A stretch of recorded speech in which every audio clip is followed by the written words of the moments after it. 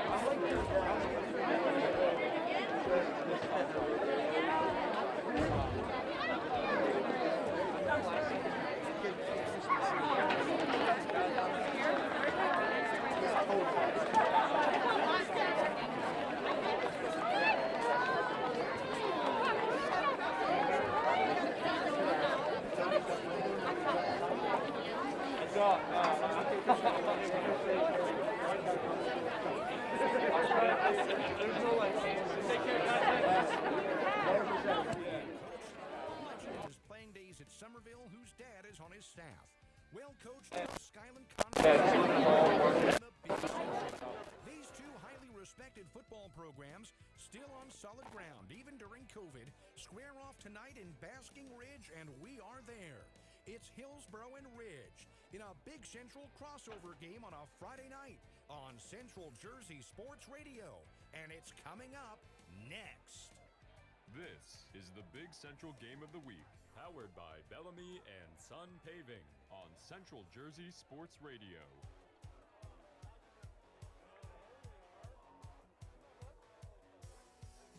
Ballant under center, takes a snap, hands off, goes to the right side, trying to put out. Vecchio got in for the touchdown. Handoff goes to Desiderio running across the 20-yard line, left side through the seam, he's wide open. 50 to the 40, Desiderio to the 30. Goodbye, Cookie Desiderio.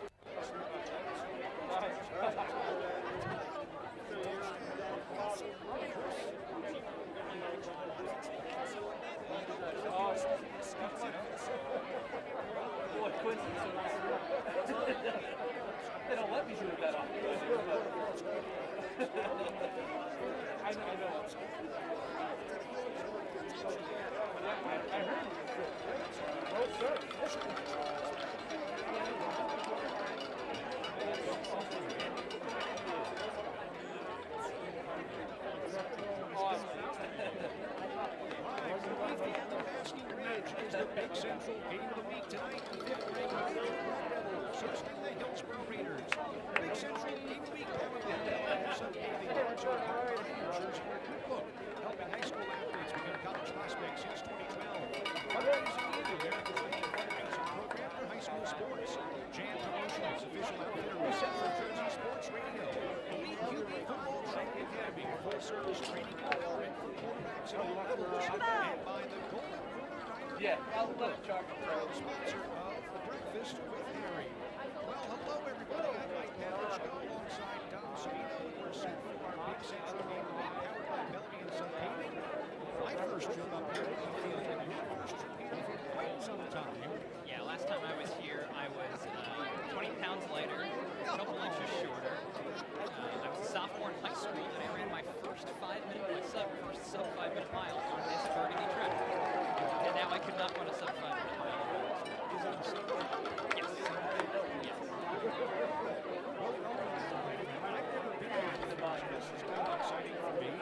And with all due respect, Andy West, I'm thrilled to have you here for the game with Bill Tracy, who's now under the defensive coordinator. His son is there, but new head coach Andy West, who's spent 8 years Tracy, is now the head man, and I should say, They're doing a fantastic job. The Red Devils are 4-1. They're number 14 in our top 10. They've already clinched a division title in Division 5D, which is the mecca of the divisions in the Big Central this year. That's what we said going in. Teams like Union and Bridgewater, Raritan, and Westfield. But Ridge, the team that has had to replace, it feels like every single starter this year, has come out on top. And it's because all of those new guys who filled in first year starters are doing fantastic. And we should say that we are also streaming live on YouTube tonight. This is our video debut. Ridge is streaming the game on YouTube, and so if you want to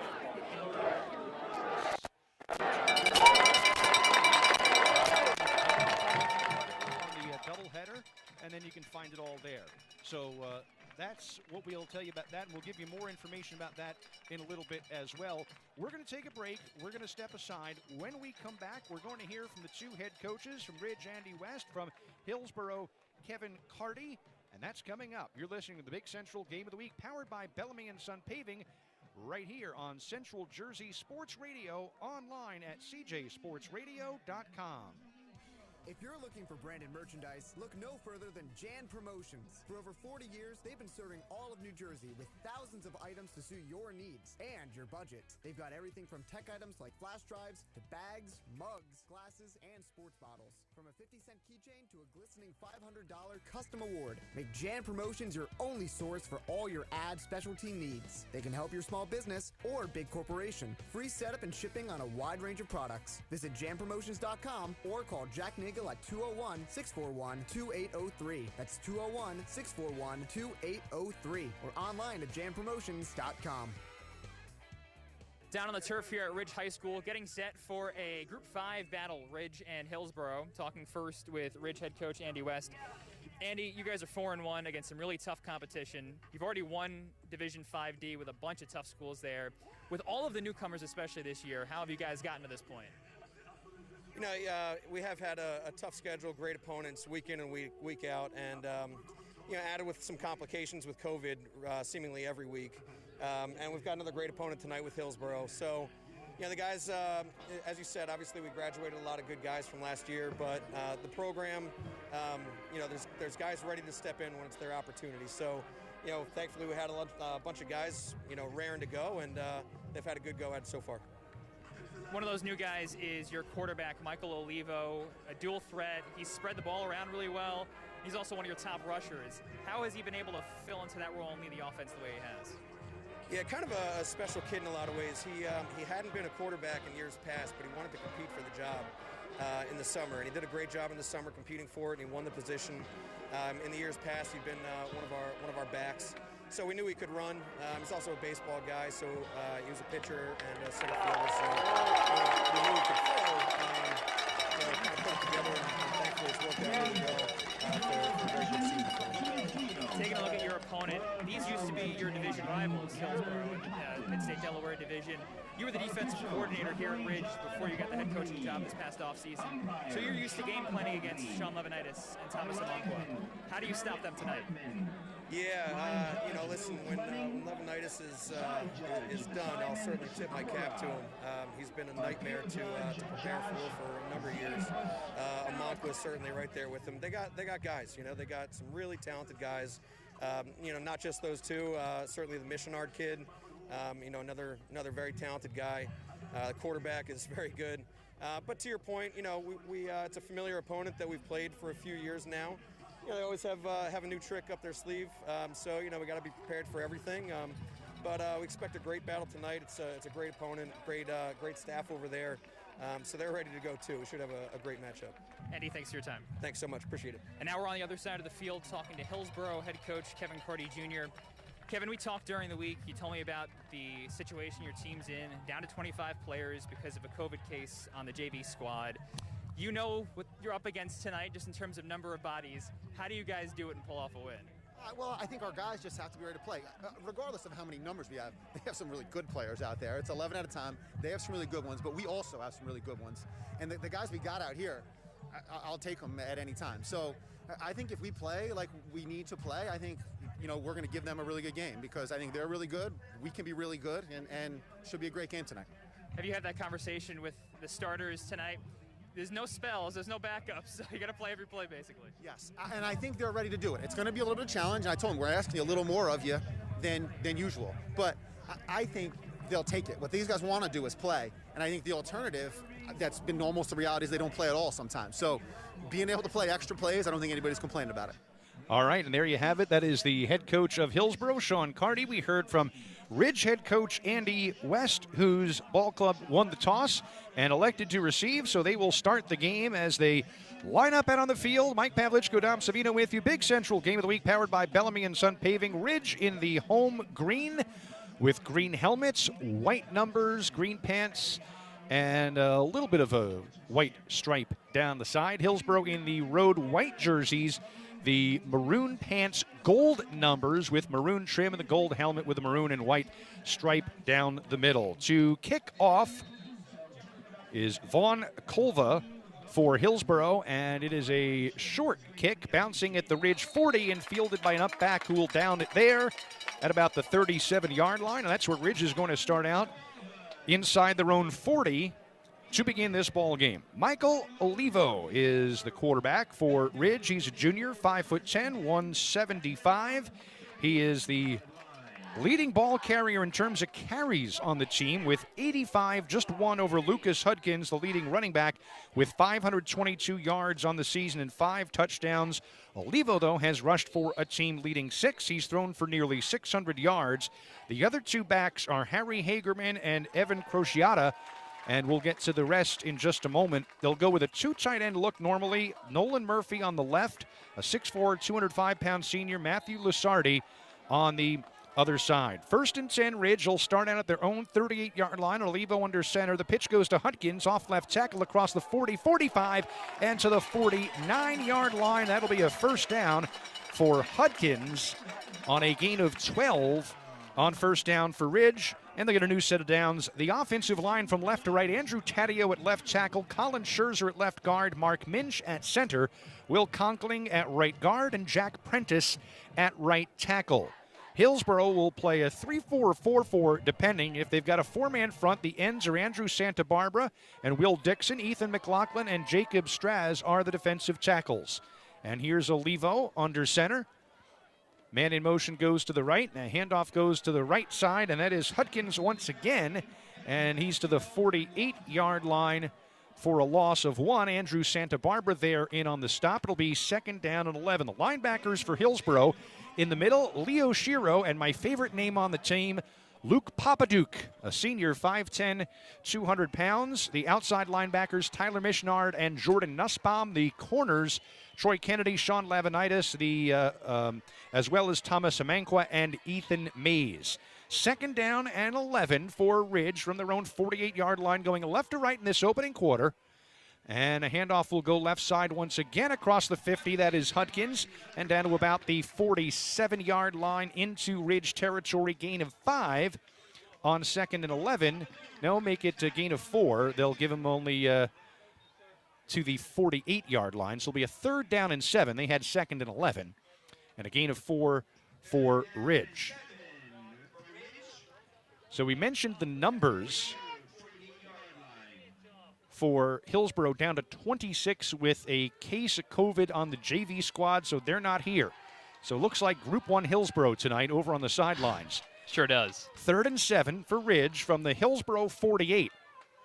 2 receivers right, and Olivo will look to throw. Flushed out of the pocket. He's being chased towards the sideline, crosses the 50 on his feet, out of bounds at the 45-yard line. It winds up being a gain of about 2 or 3 on the play, but it'll still bring up a 4th down. 4th and 4 coming up for Ridge at the 45-yard line. We'll see what they'll do here. Olivo, the quarterback, is the punter. He is averaging 24 yards a punt with a long of 27. So it's a solid average of 24. Let's see what Andy West and company decide to do. 3 of the last 4 seasons, Ridge has been 8-2, including the last 2 straight. 4-1 now, and the Big Central Division 5D champs at 4-0 in their division. 4th down and 4. Olivo will line up to punt as he stands back at his own 42-yard line, and Hillsborough will send their return man back just before the kick as Olivo boots it away. High kick that Hillsborough will let go, bouncing towards the sideline and out of bounds at about the 7-yard line. Back to return was Thomas Amankwa, but he decided to let that one go out of bounds. And so Hillsborough will start out fairly deep in their own end. Inside the 10-yard line at the 8 is where they're going to spot it. 1st and 10 for the Raiders. James Wera at quarterback, first-year starter, and much like Olivo, a dual threat. He has passed for 690 yards, and he's 2nd on the team in carries. He's rushed for 138, way behind Sean Levinitis' 479 on 56 carries in the first 5 games. Hillsborough 3-2. 3-2 in the Division 4, the only Division 4 in the Big Central, even though there are a Group 5. It's kind of like the NCAA tournament. They don't make any sense. There's nothing. Yes, lots of 5s in Division 4. Could they have just named them something? Could have made it 5E. Could have had a 5th Call them division. colors. Fives. Anything. Mauve division. There was not going to be a Periwinkle division this year, Mike. No, Sorry. I don't think there will be Periwinkle. 1st and 10 for Hillsborough to start out from their own 8. We'll get you the rest of the starters in a moment. We mentioned Mezwera and Levinitis as Mezwera lines up in the gun. We'll look to throw on a slant over the middle. Caught by Amankwa to the 30, across the 40 to the 50. He's all alone. 30, 20, 10, 5, touchdown. The speed, the yards after the catch, Amankwa all the way. That will go down as a 92-yard touchdown pass, but most of it a run on a quick slant to Thomas Amankwa, and it's 6-0 Hillsborough on the Raiders' first touch. Well, that is why Thomas Amankwa is one of the top wide receivers. Forget about in Central New Jersey, in the state. Had 7 touchdowns last year, a 700-yard guy. And his head coach, Kevin Carty Jr., said anytime he touches the ball, he can go to the house. Back in his own end zone, basically, a house call for Amankwa.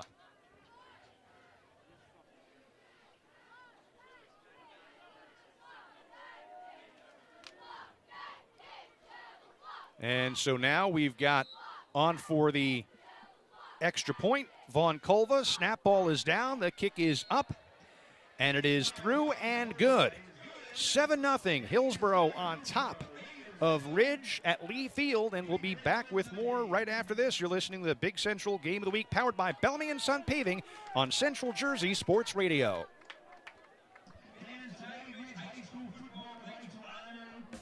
Coaches, America's leading fundraising program for high school sports, is now available in New Jersey. Fundraising University is founded by coaches who over the past 30 years have developed a proven system to raise you the most money in the shortest time. From start to finish, their fundraising coach will be on site with you every step of the way. Arm your players with powerful tools that'll turn them into fundraising machines. To learn more and get started, go to fundraisingu.net. That's fundraising, the letter U.net. Or click their logo at cjsportsradio.com. Dream big, raise more than you ever have before. Work less with Fundraising University.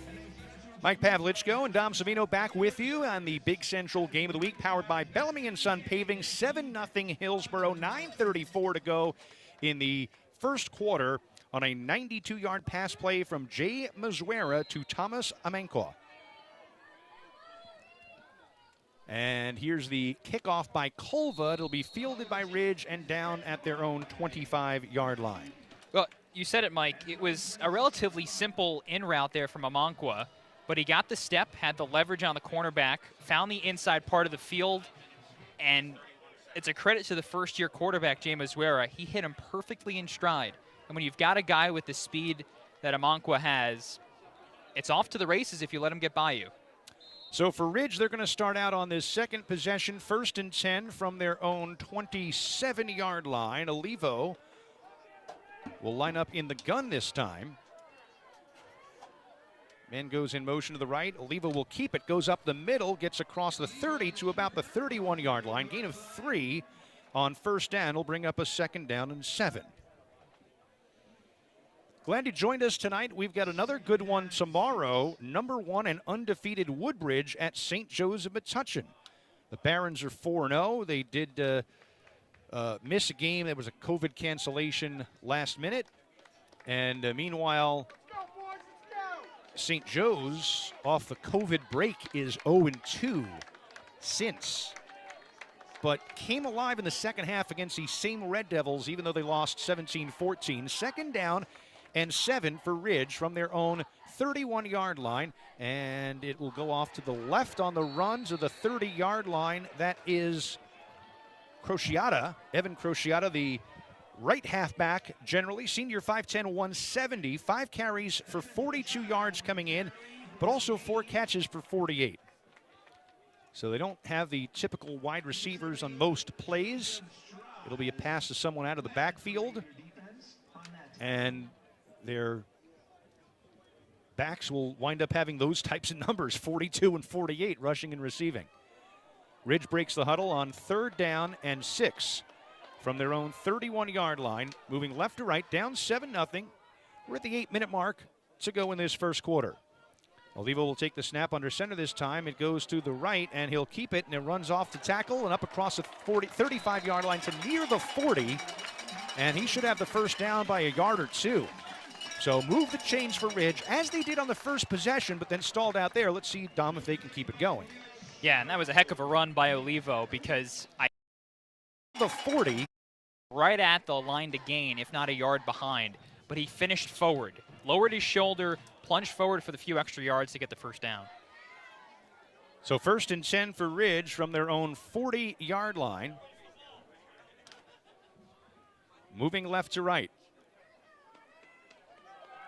Olivo under center with the tight 2 tight end formation. Play action, will look to throw over the middle of the field. Got a man complete at the 40 in Hillsborough territory, down to the 30. Breaking tackles down to the 20-yard line, and that is Harry Hagerman, 5'10", 160-pound junior, on a big first down play. That is going to be 40, let's see where they spot this here. All the way down to the 39 yards. Yeah, 21 of Hillsborough. From their own 40 down to the 21-yard line.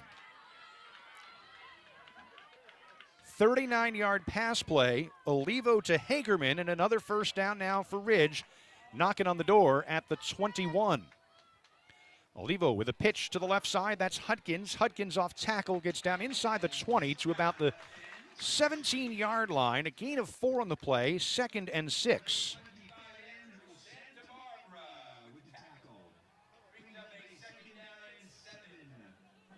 Tell you some more a little later on in the broadcast about the toy drive that's going on with the LEP Beyond Sports Foundation. Unfortunately, Boundbrook had a COVID case in the school, and the team is off for the next 2 weeks. All the athletics are shut down, and they were supposed to have their big toy drive in the game tonight, but now they won't. We're supposed to play Spotswood. 2nd down and 7 from the 18-yard line. Olivo will keep it, looking to run to his right and can't. He'll get sacked, taken down back at the 24-yard line. Outside linebacker Tyler Mitchnard in there on the stop. And Mitchnard, they're the top defensive player for Hillsborough, according to Kevin Carty Jr. Leads the way with tackles, also has a team-high 3.5 sacks. He just read the play the whole way because, as we've seen with this Ridge offense, they run the ball a ton, and a lot of their offense is based on misdirection. There's so many options to send the ball that it can be tough for defenses. 3rd and 10 now, back at the original line of scrimmage at 21-yard line. Olivo under center, in the gun, takes a snap, looks to throw towards the end zone, has a man. Did he catch it? Let's see. No, incomplete, falling to the turf. It was Hudkins. Nope, it was Nolan Murphy, the tight end. But he could not grab that in. It was just a little high for him, Dom, and then he was kind of backpedaling towards the end zone, off balance. Very difficult catch for Hagerman to make. Yeah, for Nolan Murphy. I mean, it was a heck of an effort, though, kind of twisting around, trying to reel the ball in as he fell to his backside. And how about Olivo, too? Got just enough on it, even as he was being hit while he threw it. Hey, if you're listening tonight, that's great on cjsportsradio.com. If you are watching on YouTube, we do want to thank you as well. We'll tell you more about that in just a second. Meanwhile, it's 4th down, and Ridge is going to go for it. 4th and 10 at the Hillsborough 21, and looking to throw. It's complete. No, in and out of the hands of Nolan Murphy, but no, grabbed by another Ridge player, and it's Hagerman for the score. The pass went off of Murphy's hands. They target him for the 2nd time, and somehow that stayed up in the air, and Hagerman got it into the end zone for the score. I think everybody thought that play was dead, including Hillsborough. Yeah, not Harry Hagerman. No, and he was Johnny on the spot into the end zone for the score. It's 7-6. Hillsborough, 5:06 to play in the first quarter. Now on for the extra point is Jake Beckman. The snap ball is down. Beckman's kick is through and good. Ridge 7 and Hillsborough 7. Back with more in 30 seconds, right here on Central Jersey Sports Radio, online at cjsportsradio.com. When you have a paving job, large or small, call Bellamy & Son Paving in Piscataway for a job done right. This is Mike Pavlichko. You know, whether it's residential like me or commercial, they do driveways, parking lots, and even roads. They also take care of excavation, prep work, and stone paving. Bellamy & Son Paving will provide you with a free estimate, and they're fully insured. They did my driveway 10 years ago. It still looks great. Call them at 732-968-5999. That's 732-968-5999. Or visit BellamyandSonPaving.net. Bellamy & Son Paving, proud sponsor of the Big Central Game of the Week on Central Jersey Sports Radio. Well, Mike Pavlichko and Dom Savino along with you. And right now, if you're watching online, we appreciate it on the Ridge feed today and the live streaming services for the game. And all the Red Devil football games provided by Varsity Vantage, your source for game film, live streaming, recruiting videos, action photography, and more. VarsityVintage.com. We want to thank them for hooking us up here. We get our biggest audience of the season. Ridge kicks off. Hillsborough will field back at the 12-yard line, up the middle of the field to the 20, 25, into the pile, and to the middle of the field to the 40, and finally dragged down at about the 50-yard line. And on the return, it is Sean Levinitis. Who else? For Hillsborough, he can do it all. Returns, can catch, he can run. And there you go. So Hillsborough in business. They're going to start in Ridge territory at the 49-yard line, moving right to left. And boy, just try to catch your breath in this first half. It has been action-packed in this first quarter. Yeah, two really talented offenses, even though there's not a lot of returners on both sides. These first-year starters have stepped up. First-year quarterbacks. Pretty remarkable start. Some big plays on both sides, too. 1st and 10, Hillsborough at the Ridge 49.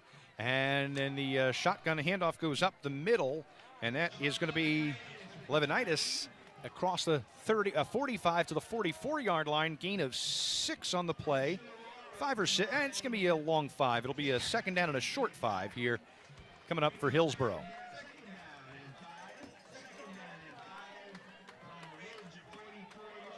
Monkwa will line up to the right, 2 receivers to the left for Hillsborough. And Mzuera in the gun. Monkwa comes in motion to the left. Handoff goes to Levinitis up the middle across to the 40-yard line, trying to push the pile forward for the first down marker, but I'm not sure he got it. From the near side official, he's between the 44 and 45, but the marker is a little closer to the 44. I think he's going to be a bit short to the 39. Excuse me. But I think he's going to be, he's going to be a little short, and they're not even going to call for a measurement. He's about a foot or so, because that marker is outside the 39-yard line, and the ball is inside the 40. Very close. Mzuera in the gun, 3 receivers left. One to the right, handoff goes to Levinitis. He'll try and push forward, stumbles on second effort, he'll get it. Dragging tacklers at 38, 37-yard line, and it'll be first down for Hillsborough, moving the chains from right to left. 3:40 to go in a fast-moving, fast-paced, action-packed first quarter. Score tied at 7, number 5, Ridge, and unranked Hillsborough. That was a wonderful job by Levinitis, a veteran back, slipping past the initial contact. Colin Scherzer, the inside linebacker, slipped his way in and had contact behind the line. 1st and 10 Hillsborough. Fake handoff to Levinitis. Now it's Mzuera looking, running, throwing, left side's got a man complete at the 18-yard line and out of bounds, and making the catch was Will Dixon, the tight end. His 6th catch of the season. He had 5 coming in for 151 yards. Number 2 on the team moved the chains, and Hillsborough will move quickly here. No huddle.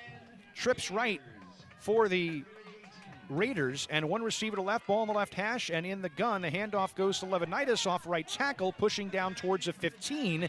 He got there just about, and it will be a gain of about 2. Second down and 8 coming up for the Raiders. Whoever's idea it was for gold numbers on white. Notice that right when Hillsborough came onto the back field. the woodshed. It is, they're not easy to read. And paddled. Second down and 8, and in the gun, Mzuera throws towards the end zone's got a man complete for the touchdown. That is a Monkwa, and it's another score for him, another score for Hillsborough, and they're up 13-7 with 2:42 to play in the opening quarter. He is just such a talented wide receiver, and he's become, a guy that Mzuera can lean on. He's caught almost half the passes this season. And you're going to have these two again next year in what, God willing, will be a normal year, and maybe we'll get some playoffs. But they are both juniors, Mzuera and Monkwa.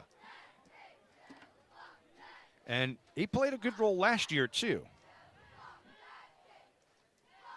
On for the extra point is Von Kolva. The snap ball is down, kick is up, and it's good. 14-7. Hillsborough, 2:42 to play here at Lee Field. Mike Pavlich, Dom Savino on the Big Central Game of the Week, powered by Bellamy and Sun Paving. Attention quarterbacks, do you want to improve your game? Work on footwork, mechanics, decision-making. Enroll with Matt Bastardi at the Elite QB Football Training Academy. Matt has either played quarterback or coached them for over 4 decades, working with some of New Jersey's finest QBs over the years.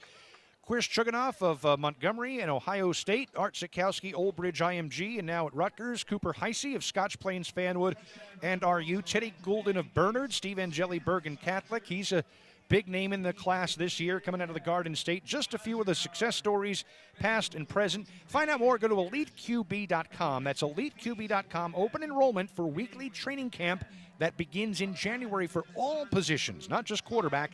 That starts soon. 14-7 is your score. 2:42 to play in the first quarter. Hillsborough on the road leading number 5 Ridge. Number 5 in the top 10 that we do, and number 6 in the media poll. The kickoff is bounced around a little bit and finally down by Ridge at their own 22-yard line. That is where they're going to start out. Dom, that pass play to Monkwa was kind of similar to the long one, the one that was 92 yards. It was the same kind of route, just less field to work with. He didn't have to go 80-plus yards after the catch. And he was just wide open in the back of the end zone. Pretty easy pitch and catch for Mizuera. Look down the field, find the guy I throw to all the time, and hit him in between the letters, in between the numbers. Ridge will go with 1st and 10 from their own 22-yard line to start out this third possession. Punted on the first, scored on the second to even the score. Let's see if they can get the equalizer here. Olivo under center, 1st and 10 from their own 22. One man in motion. The handoff will go to the left side, and that will be Hudkins across the 20 and the 30 to the 33-yard line. That's a gain of 12, and you can move the chains. Now, this has been a tight series all time. Hillsborough leads 10-9 with one tie. That tie came in 1977. I'm going to tell you a little bit about that later. But Ridge went 2-6 that year. Hillsborough went 2-6 that year. Ridge went 8-1-1, made the playoffs. 1st and 10 for Ridge from their own 33-yard line. Moving left to right. Handoff goes up the middle. Nothing doing that time. Stuffed on the play. Hudkins once again. But this game right now, we've got 21 points in the first 10 minutes of the game. These teams have combined since 2016 for an average of 52.5 points a game. No game has been closer than 11, and the winner has scored at least 25 in all 4 of those contests. So lately this series has been characterized by a lot of scoring. Well, not that tie. I'm going to get to that later, I promise. Yeah, you think about some of the talented skill players and quarterbacks these teams have had in recent memory. It was a gain of 1, 2nd down and 9. And a handoff will go left side, a bit of a delayed handoff to Hudkins, and it'll be check that Olivo on the keeper. And Olivo gets across the 43-yard line, and it's going to be close to a first down, but not quite. 3rd and short, about a yard, maybe just a little longer than that for Ridge. Yeah, but thinking about some of the recent guys, I mean, Levinitis, this is his 3rd year as the starting running back. Michael Olivo, he replaces Brendan Bell. Before him, Lucas Hudkins' older brother, Wes. Jay Mizuera, he's in the place of Tommy Ramsey, really talented quarterback. So, skill players galore on both sides on both sides of the field the last few years. 3rd down and 1 for Ridge at their own 43-yard line. Big stop here for Hillsborough if they can get it. Olivo under center, takes a snap, hands off up the middle. They got it to Hudkins across the 45 to the 47-yard line. First down for Ridge. Yep, simple. Give it to our lead guy and let him hit the hole, pick up a couple of yards, move the sticks. And honestly, I think if you're Ridge, you don't mind a methodical, slow drive here. Obviously, it's got to result in points. You don't want to spend half a quarter and come up empty. But against a Hillsborough team that, again, is down to about 25 players because of the COVID case on their JV team, a lot of the backups who played in that JV game have to sit out today. Not a long roster at all today for Kevin Carty Jr. 1st and 10, Ridge from their own 47-yard line. 2 receivers to the right on this play for Olivo and company, but the pitch will go to the right to Lasardi, and he's across the 45 to the 50-yard line and thrown down to the turf at the Hillsborough 49. Troy Kennedy making the stop for the Raiders, and it's a nice gain on 1st down of 4, bring up a 2nd down and 6. Now, going back to that 1977 game, that was a good one. Joe Polino was the head coach of Hillsborough. Otto Cassell was the defensive coordinator, if I've got that right from figuring that out. I'm going to tell you a great line from that game in just a second. 2nd down and 6 from the Hillsborough 49 for Ridge. And now we've got whistles, and we've got a timeout called by, well, the end of the quarter has come. So there you go. All right, I'm going to tell you the story now. So this is a 0-0 tie in 1977. How about that? A 0-0 tie, and then there was doing some research on that tie. John Bellis wrote the article in the Courier News, and here's what the head coach had to say.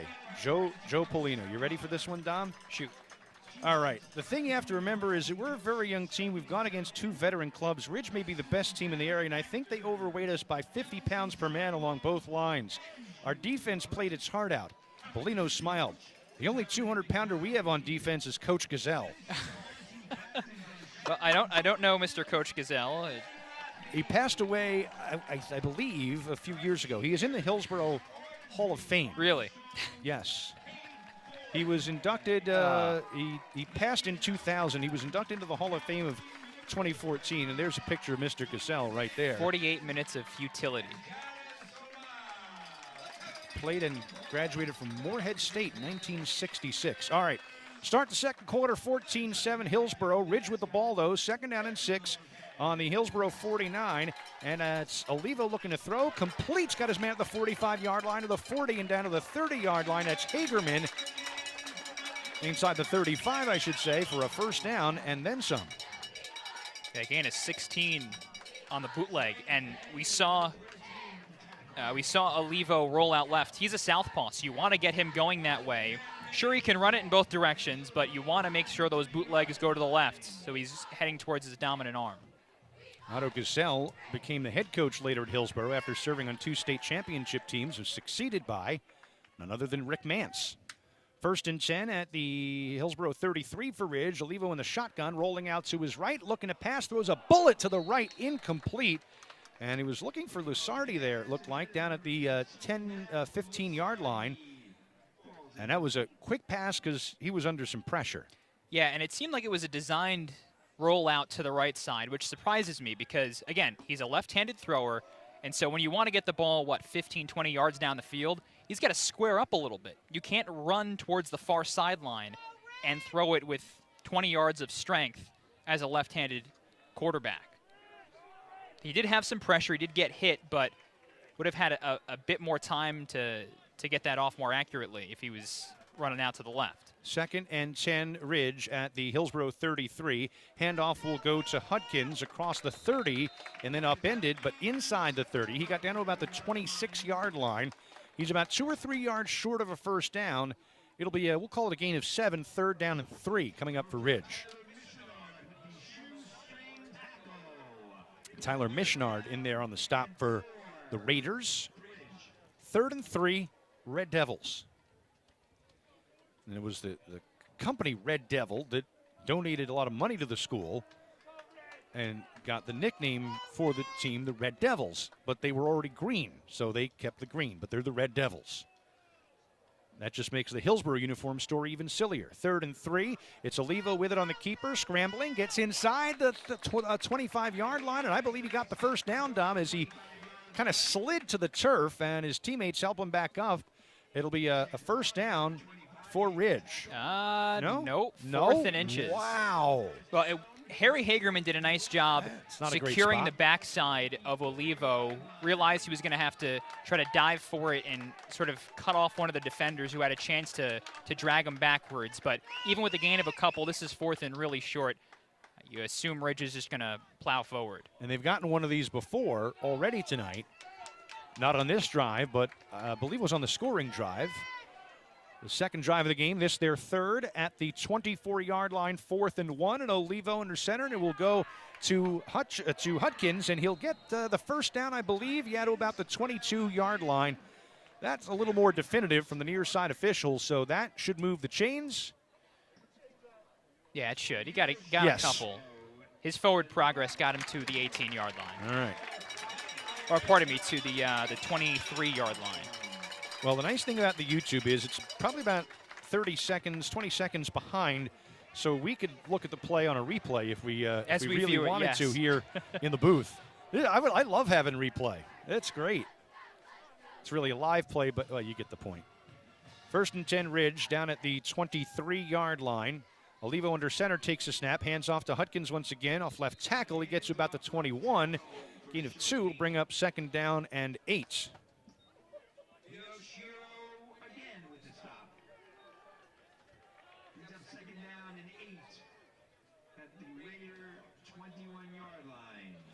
This will be the 12th play of the drive.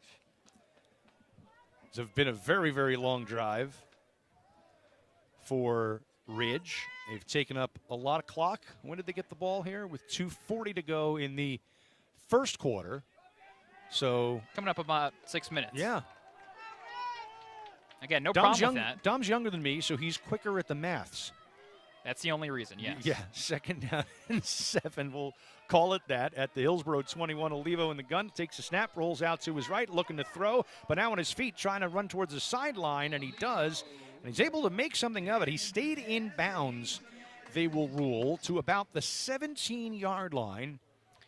And let's see where they put the marker here. Tough to see with the glare on the field from the lights. It's about a 3rd, and we'll call it a long 3, Dom.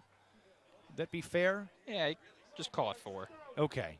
3 or 4. 3rd and 4 at the 12 for Ridge. They've converted a 4th down on this drive. They've converted 2 in the game so far. So it's pretty much 4-down territory.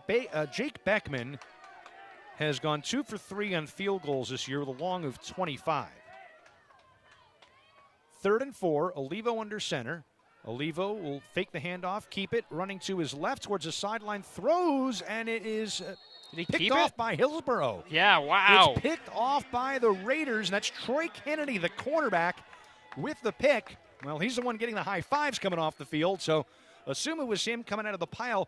I thought a little bit of an ill-advised throw there. I think Olivo's has got to pick up a couple extra yards there or take the hit, and then it's a 4th and short. It's a young quarterback trying to do a little bit too much. He's almost by the boundary when he throws it. He rifles it in there to the target about 5 or 10 yards away. And Kennedy did a wonderful job keeping that ball up because Olivo rolls out, and Kennedy, as he's falling down to the field at the 10-yard line, somehow keeps that ball off the turf and secures it. So now it's going to be Hillsborough ball deep in their own end. Last time they had it this deep, it was Amonkwa who went, 92 yards? 92. Yes. For the score, so. And see, Mike, this is the thing. 6-minute drives aren't a problem. They're good because they slow the pace of the game down, but more chances for mistakes. 7:34 to play first half. Hillsborough with it 1st and 10 from their own 10-yard line. Mike Pavlichko, Dom Savino with you on the Big Central Game of the Week powered by Bellamy and Sun Paving. And we have a delay of game being called against Hillsborough here. Yep. So they'll move them back to a 1st and 15 from the 5.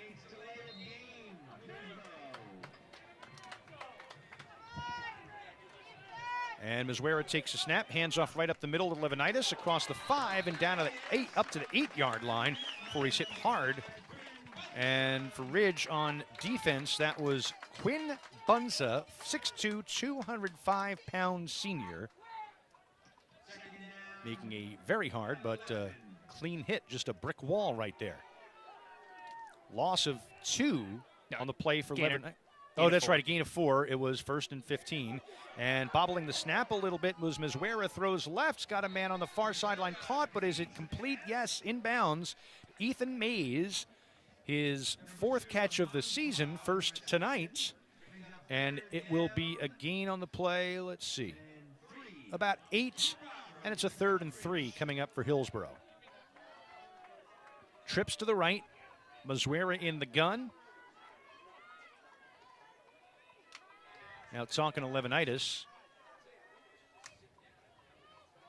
Set, takes a high snap once again, throws a screen pass right side, complete at the 15-yard line. Flag on the play, 25-30, near sideline to the 40-yard line, dragged out of bounds at the 50-yard line. That is Mays once again, but there's a flag, and this is probably going to come back.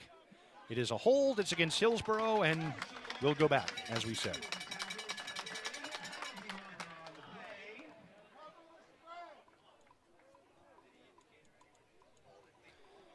So the holding call will bring Hillsborough back, depending on where this is from. A flag is down at about the 18-yard line. Yeah, it's what's set up the little bubble screen. Yeah, we just got a second look at it. I couldn't tell who it was who committed the hold. Looked like it may have been a tight end or a lineman who had pulled over there. And so it will be a 3rd down and 10. 3rd and 10, 3rd and 11. Ball is back inside the 10-yard line at the 9, so we'll call it 3rd down and 11 for Hillsborough. 6:35 to play in the first half. 14-7, they lead number 5 Ridge on the road, and Mazzuera takes a snap, looks to throw, now is chased to his left. He airs it down the middle of the field and almost picked off. Right there was outside linebacker Jake Beckman. The intended receiver was Tyler Missionard, and it'll be an incomplete pass, and Ridge, after throwing the interception deep in Hillsborough territory, is saved by a great defensive stand and a penalty against Hillsborough. Yeah, Jake Beckman, I had it right the first time. Diving to make that. Be a quiz later. Yeah, of course. Diving to get the breakup. Wonderful job, because it seemed like Mazzuera was just going to be able to sneak it in that pin-sized hole to pick up the first down. 6:25 to go in the first, and Hillsborough to punt, and it's booted away by Colva. And for Ridge, a fair catch being called at the 37-yard line, and making the catch there was Olivo. And Ridge is going to get great field position here with 6:18 to go in the quarter, down 14-7. Breakfast, lunch, or dinner anytime. Stop in the Golden Corner Diner, West Union Avenue in Bound Brook. The Golden Corner has fluffy omelets, pancakes, crispy bacon for breakfast. Easy for me to say. Salads, burgers, sandwiches for lunch. I'm drooling, that's why. Steak, chops, and more. Stop it for dinner and dessert, too. Since 1989, the Golden Corner Diner, run by the Glinnos family, makes you feel like family. And they're the sponsor of our Breakfast with Harry segment with legendary sports writer Harry Frez on Central Jersey Sports Radio. 1st and 10 Ridge, 37. Handoff goes left side. No, that's down to the 30-yard line.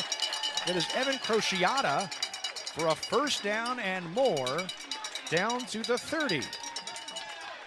Anyway, go to the Golden Corner Diner and speak more clearly than I will, and they'll get you what you want. 732-469-3350, 732-469-3350. They do take out as well, of course, because everybody does now. It's a first down for Ridge at the 20-yard line. Olivo under center. Lone back is Hudkins. And Olivo takes a snap, drops back, looks to pass. Now we'll run it up the middle. He's across the 15 and the 10 towards the end zone. He'll push and gets in. Touchdown Olivo, touchdown Ridge. 14-13 Hillsborough, 5:36 to play in the opening half. Well, this Ridge rushing attack, we talk about the fullbacks and the halfbacks, but one of their best rushers is the QB, Olivo. A true dual threat. Took a couple of pops on this run, too, but kept moving forward, kept his feet moving. This was not a designed run by any stretch. A pocket that was set up beautifully for him. He was looking to the near sideline, had a guy open for a moment, saw the hole in the pocket in front of him, and cut in. Beckman on for the extra point, boots it through. 14 all, 5:36 to go in the first half. And we will be back with more after this. You are listening to the Big Central Game of the Week, powered by Bellamy & Son Paving on Central Jersey Sports Radio, online at cjsportsradio.com. Want to play college sports? Check out New Jersey Recruit Look. They work one-on-one with student athletes and their families and walk them through the entire recruiting process. New Jersey Recruit Look will help you research schools, communicate with college coaches, and most importantly, help you find the best opportunity not only to play at the collegiate level, but find ways to save money on an education that can set you up for life. Contact George Ross at 732-309-1011 or log on to njrecruitlook.com. That's njrecruitlook.com. Set up a free recruiting consultation and get your recruitment process started today. 5:35 to go in the first half at Lee Field in Basking Ridge. Mike Pavlichko and Dom Savino along with you. My first time here, Dom's first time here since high school track. And we've got a track meet, so to speak. 14 all, 5:36 to go in the first half. 28 points combined. On average, the last 4 years, these teams have combined for almost 53. And a bit of an onside kick attempt there by Ridge. They do not get it, though, as the hands people for Hillsborough fall on the 50. Kind of a 45-degree angle kick over to the near sideline as Ridge kicking from right to left. And so Hillsborough's going to have it at midfield with 5:36 to play. So a little chance there by Ridge. Hillsborough will get the ball to start the second half. So Ridge may be trying to tag another one on here before if they could get the ball back. They did not, but they give Hillsborough a bit of a shorter field to work with. Ridge did get a good defensive stop on their last time out on the field for the defense. See what they're able to do here. 1st and 10 for Hillsborough from the 50-yard line. Masuera in the gun. Trips left. Amankwa in motion to the left. The handoff to Livinitis up the middle, across the 50 to the 45, pushing the pile forward down to the 42-yard line. A gain of 8. 2nd down and short coming up for Hillsborough.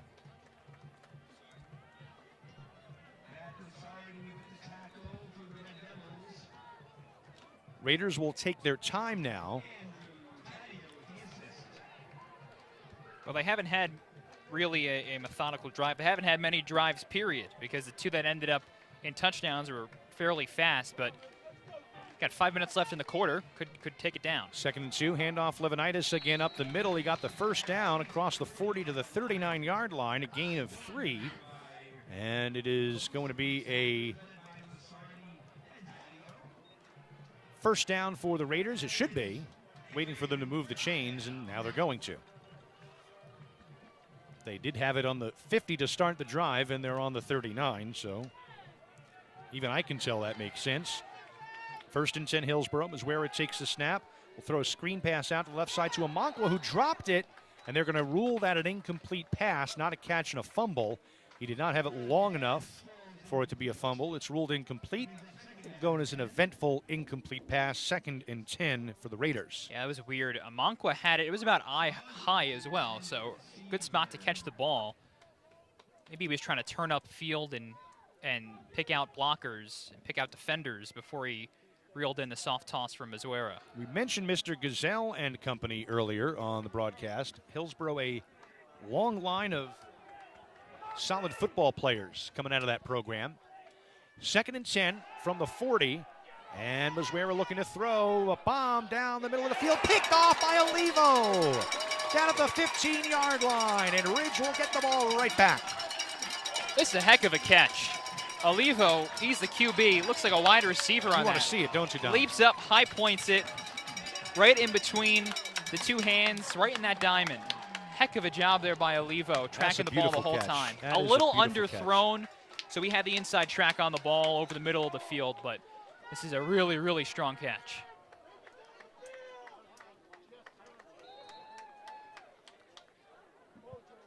Well, there you have it. Here it is. Look at that. Wow. Yeah. Without an outfielder's met either. That's true. He is a baseball guy. That's what Andy West told us. The arm showed up, and so did the glove. The owner of the Red Devil Tool and Die Company gave the land here to Ridge. I almost said us. I didn't go here. No, they didn't give us any. No, I went to Spotswood. We get nothing. 1st and 10 goes right up the middle for Ridge to the 17-yard line. And, yeah, they named the mascot after the company. But the Ridge kids were going to Bernard's, and their school colors were red, white, and black, so they couldn't be the Red Devils in color. So they stuck with the green. Now, I've not heard the story about the owner also being on the Titanic, so I can't verify that. But just reading some of the comments on YouTube. So, but yes, thanks. That is the official story. 2nd down, and we'll call it a 6 for Ridge. It goes to Hutkins off right tackle up across the 21-yard line. Of course, you know, on YouTube now, we can't fake it. If we get it wrong, everybody's going to know. Yes. I'm not talking about the story. I'm talking about the player. Well, that too. But a nice job shooting the video by the guys upstairs. I had to climb the ladder to bring them the cable to get our audio feed. And I'm just going to tell you, I'm not going to be climbing it to get it down. They can just drop it. I can hike up there. It's okay. Yeah? Well, they're up there. They can just make sure nobody's below, and we'll catch it. That's fine. Just passed out going up that ladder. 3rd down and 2. Poor baby. Olivo in the gun. Takes the snap. Keeps it up the middle. He's going to hit a wall. I don't know if he got a 1st down, Dom. I think he's going to be short. Where's the near side official at about the 22.5, 23-yard line? Yeah, I think he's short by a little bit. Will Dixon was in there, and big boy. Oh, they got it. Wow. 1st down, Ridge. Huh.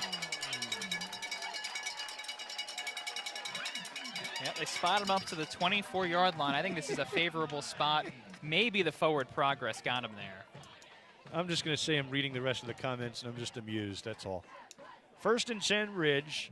I've got to turn that off. I can't watch that. And will never get out the front door. 1st and 10 Ridge from their own 23. Olivo under center. One man in motion to the right. Olivo rolling out left, looking to throw. Has got a man downfield, and it is incomplete at the 47-yard line, going for Nolan Murphy, the tight end. Coverage there by Amankwa and also Tyler Mitchnard, and it's going to go as an incomplete pass. That was a good throw there, and also good Dom because he made sure it wasn't picked off. It was just beyond the defenders there, but Murphy, another tough position he was in to try and make that catch. Yeah, well placed. The only guy who was going to catch that ball, if anyone, was, you're right, was Murphy. But you got 2:02 here before halftime. A lot of field to cover. I would expect to see a couple more of those throws. 2nd and 10. It'll be a handoff this time up the middle to Hudkins across the 25 to the 27-yard line. Be a gain of about 5. Be a 3rd down and 3 for the Red Devils. Minute 43 as the clock continues to roll here in the first half. Coming up at halftime, the second of our 3-part series with Matt Bastardi of Elite QB. Tomorrow, number 1 Woodbridge 4-0 against 2-2 St. Joseph Metuchen at Brenner Family Field in the Brainy Borough. 3rd down and 5 Ridge from their own 28. Olivo under center. Takes the snap. Fakes the handoff. Now pitches left side, and spinning, being dragged down to the turf was Crociata. And it is going to be, what do we have? A timeout called by Hillsborough with 1:06 to play in the first half, tied at 14. We are going to step aside as well on Central Jersey Sports Radio, online at cjsportsradio.com. When you have a paving job, large or small, call Bellamy & Son Paving in Piscataway for a job done right. This is Mike Pavlichko. You know, whether it's residential like me or commercial, they do driveways, parking lots, and even roads. They also take care of excavation, prep work, and stone paving. Bellamy & Son Paving will provide you with a free estimate, and they're fully insured. They did my driveway 10 years ago. It still looks great. Call them at 732-968-5999. That's 732-968-5999. Or visit BellamyandSonPaving.net. Bellamy & Son Paving, proud sponsor of the Big Central Game of the Week on Central Jersey Sports Radio. Coming out of the timeout, it'll be Ridge with the ball on their own 29-yard line for a 4th and about 4. 1:06 to play. Hillsborough called that timeout. They've got 2 remaining. Ridge has all 3 if they want to take them in these final 66 seconds. Olivo under center. This is 4th and 4. Tight formation on this 4th and 4. Yep. Now he's going to go back to punt. At least he's going to go back into that position. And he takes a snap, and he will boot it away from his own 20-yard line. Good high kick. Hillsborough will field it. Fair catch called for at the 40-yard line. And that is where Hillsborough is going to have it with 2 timeouts and 61 seconds with which to work. 14-14 the score, and Hillsborough is going to get the ball to start the second half. If they punch it in here, there's a chance they could go up by 2 scores before Ridge touches the ball again. Yeah, and this is the thing. We've already seen it. The first drive of the game for Hillsborough.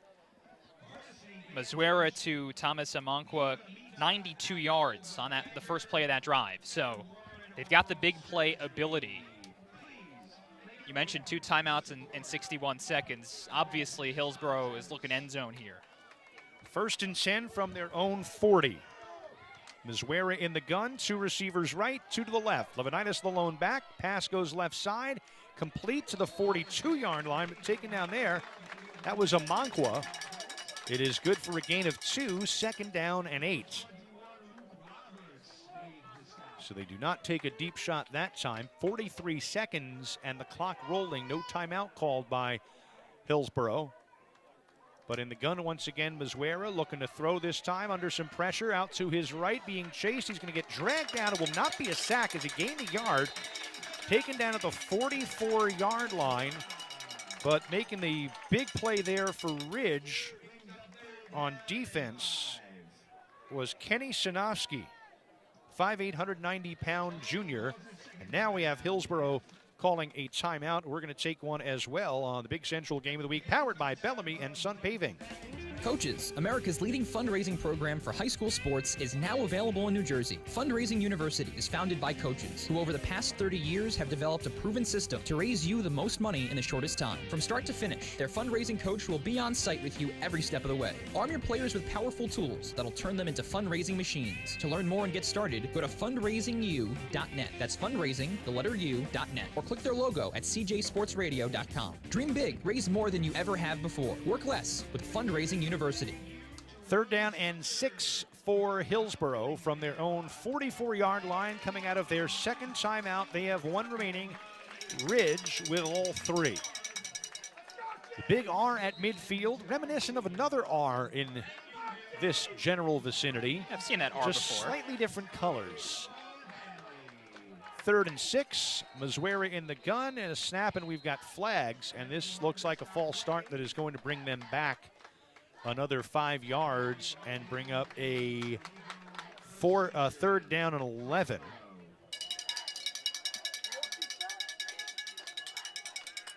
Cue the cowbell.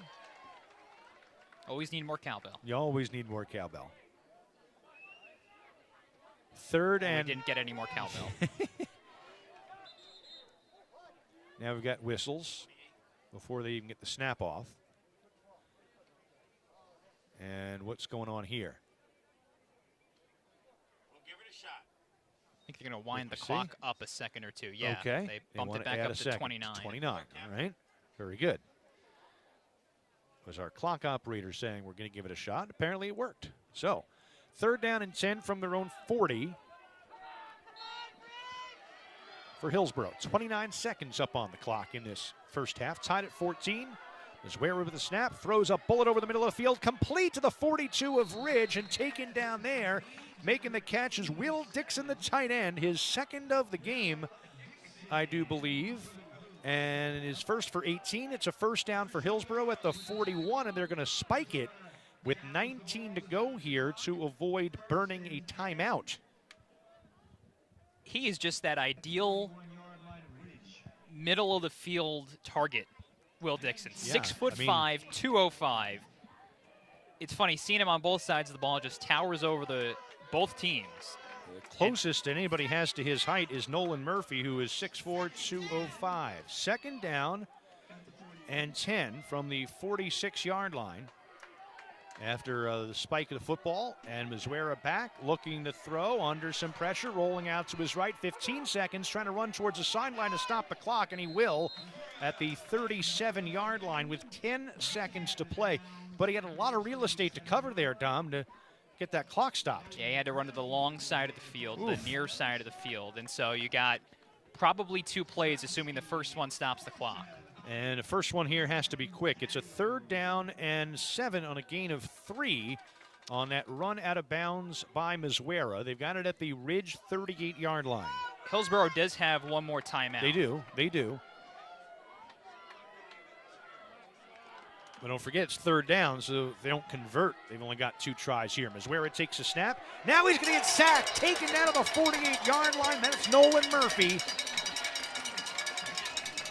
with a huge sack, and with 4 seconds, Hillsborough is going to call its final timeout of the first half. 4 seconds to go, tied at 14. And we will be back after this on Central Jersey Sports Radio. Want to play college sports? Check out New Jersey Recruit Look. They work one-on-one with student athletes and their families and walk them through the entire recruiting process. New Jersey Recruit Look will help you research schools, communicate with college coaches, and most importantly, help you find the best opportunity not only to play at the collegiate level, but find ways to save money on an education that can set you up for life. Contact George Ross at 732-309-1011 or log on to njrecruitlook.com. That's njrecruitlook.com. Set up a free recruiting consultation and get your recruitment process started today. Mike Pavlichko, Dom Savino back with you at Lee Field. The final timeout of the first half that Hillsborough has just been called. Coming out of it, it's a 4th down and 15 after a big sack of Missouri by Nolan Murphy. Mazuera in the gun, 3 seconds, 2, throws a quick out to the left side to Amankwa, across the middle of the field to the 40, 35, near sideline, as he comes down to the 25, 20, still on his feet to the 10, and he's going to get wrapped up and finally taken down after time expires at the 3-yard line. So ultimately, it will be a 43-yard pass play to end the first half, but he needed about 46 for the end zone. Matthew Lasardi, a 6'1", 200-pound junior, finishing him off after the pile had slowed him down. Just ran out of real estate. An exciting run, an exciting end of that first half. But, Dom, they're going to go into the tent at 14. Can't say locker room. No, you can't.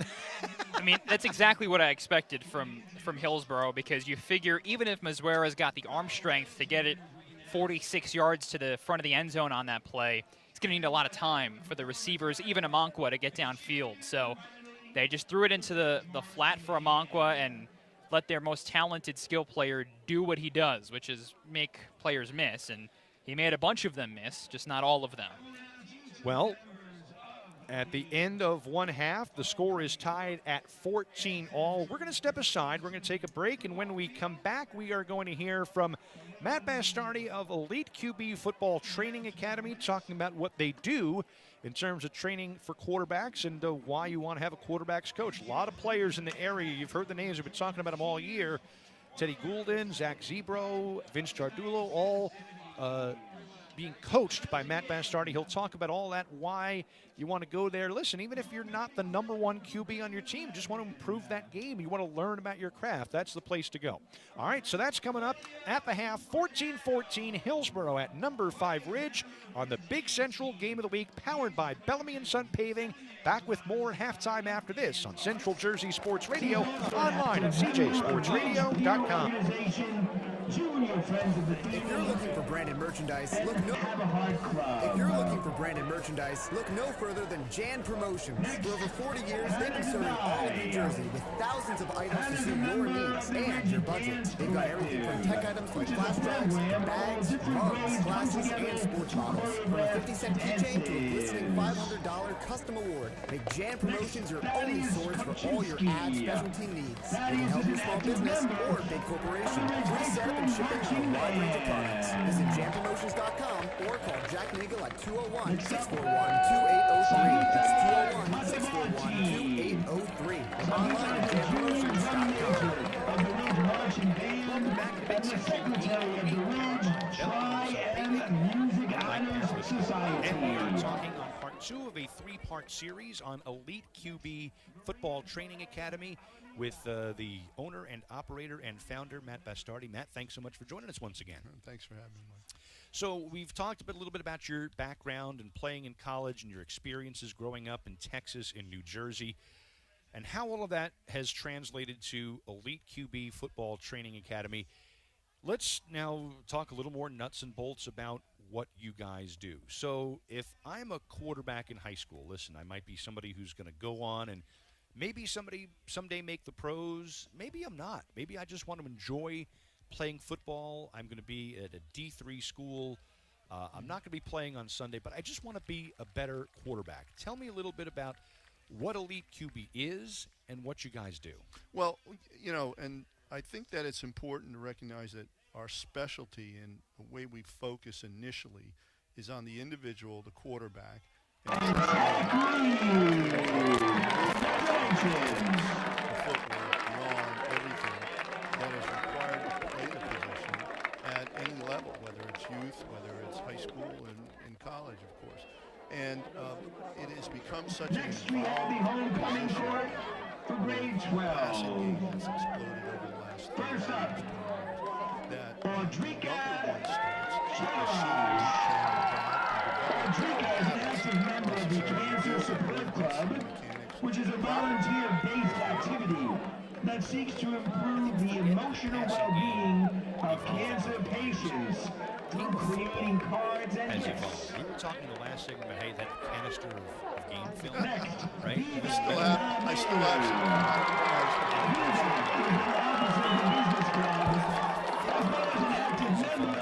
Computer Science Club. Video analysis, and is Is there more coaching now and more Next, specific Nicholas to Fabio. positions? Nicholas is a member of the Rangers Club. The non-physical aspect of the game. Next, Kevin Lopez.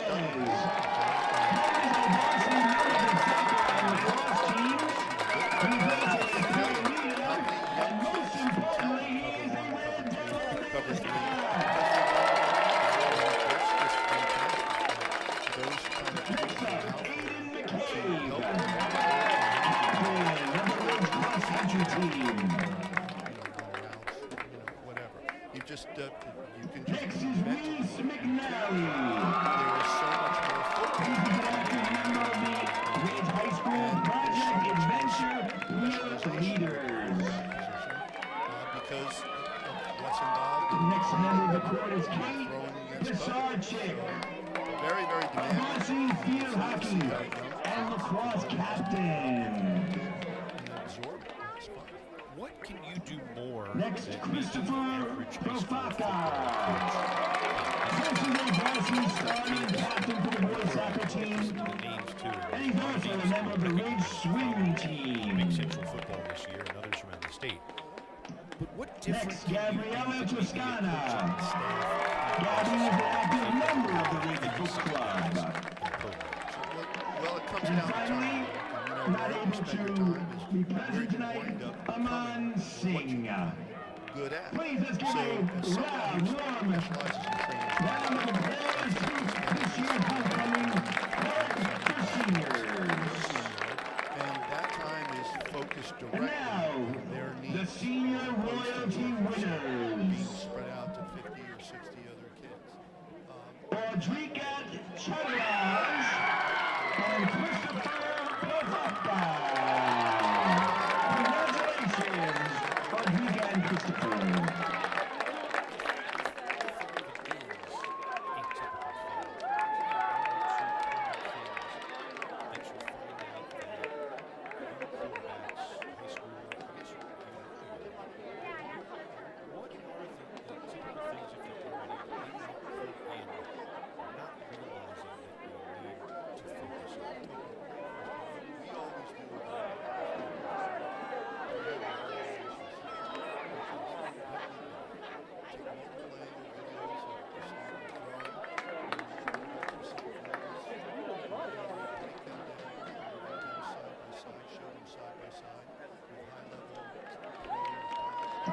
As the royalty winners at homecoming court exit the field, next up, your Ridge Red Devil varsity cheerleaders.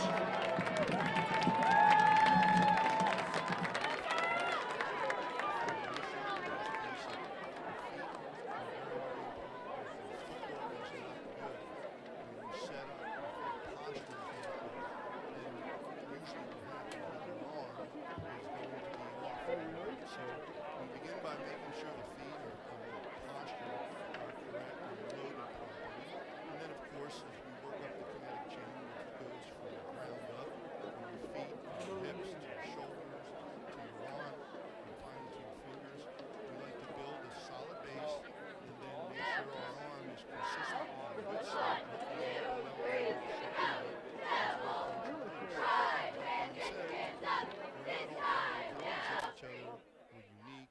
There are some things that are a little different for a taller guy than a shorter guy, yada, yada, yada. But by and large, the feet or the foundation has to be good if you're going to be a consistently accurate passer.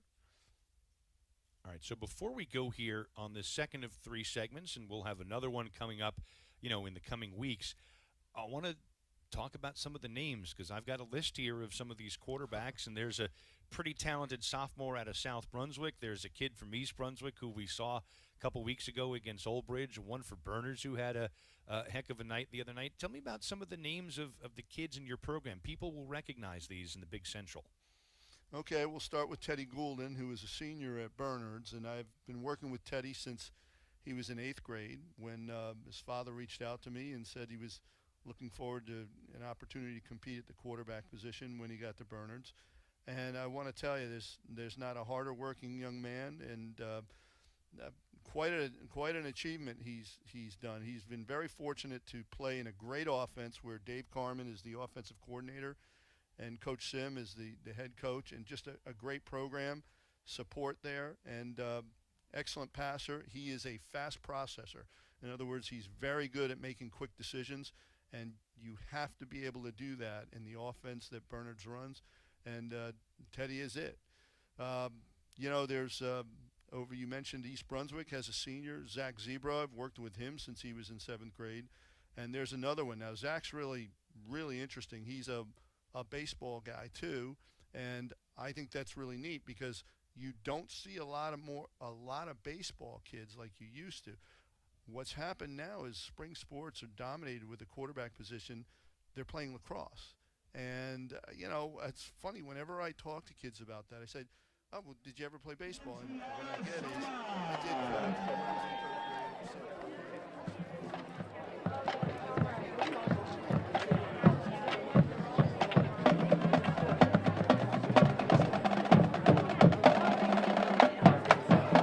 Next up, for your halftime entertainment, the 2020 rendition of the Ridge Marching Band. This year's halftime show features the following songs: Crazy Train by Ozzy Osbourne, arranged by Michael Brown and Nick Angeles. And Saturday Nights Are Ripe for Fighting, Elton John and Bernie Taupin, arranged by Tom Wallace and Tony McCutcheon. This year, the marching band welcomes Mr. Craig Byert in his inaugural year as director of the Ridge Marching Band. His staff members include assistant directors Dan Zugale and Nicole Hunnemeter. The percussion music instructors are Dylan Letty and Julia Fackelman.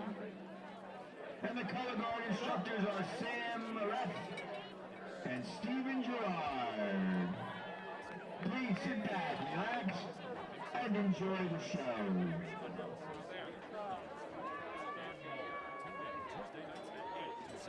Sports Radio for the Tuesday Night Quarterback. Mike Pavlichko is your host in his 21st season covering local high school football. Listen at cjsportsradio.com. That's cjsportsradio.com. Or find it Wednesdays at noon on your favorite podcasting services like Apple, Spotify, Stitcher, and Google. The Tuesday Night Quarterback, Tuesdays at 8 p.m. on Central Jersey Sports Radio.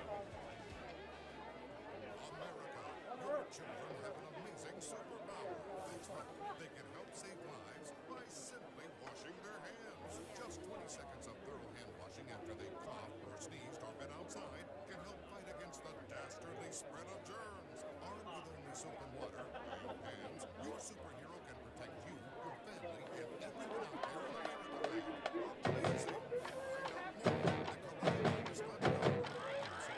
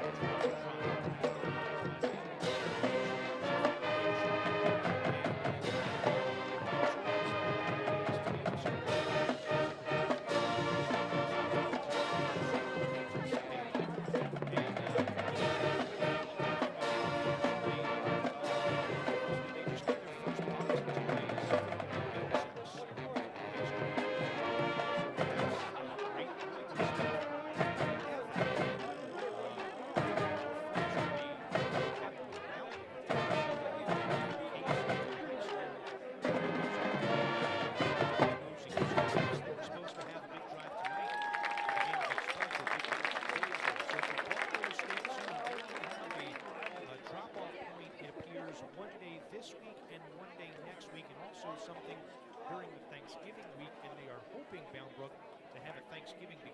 They should be back in time to play in week 8, week 2 of the postseason, so to speak. So they'll try and have something there. But a number of other schools are certainly participating in the toy drive. North Liberty football, Burns, Sayreville, and Wilson, of course, that just donated a box of toys to the cause. So that is thanks to them. Rutgers football also collecting toys.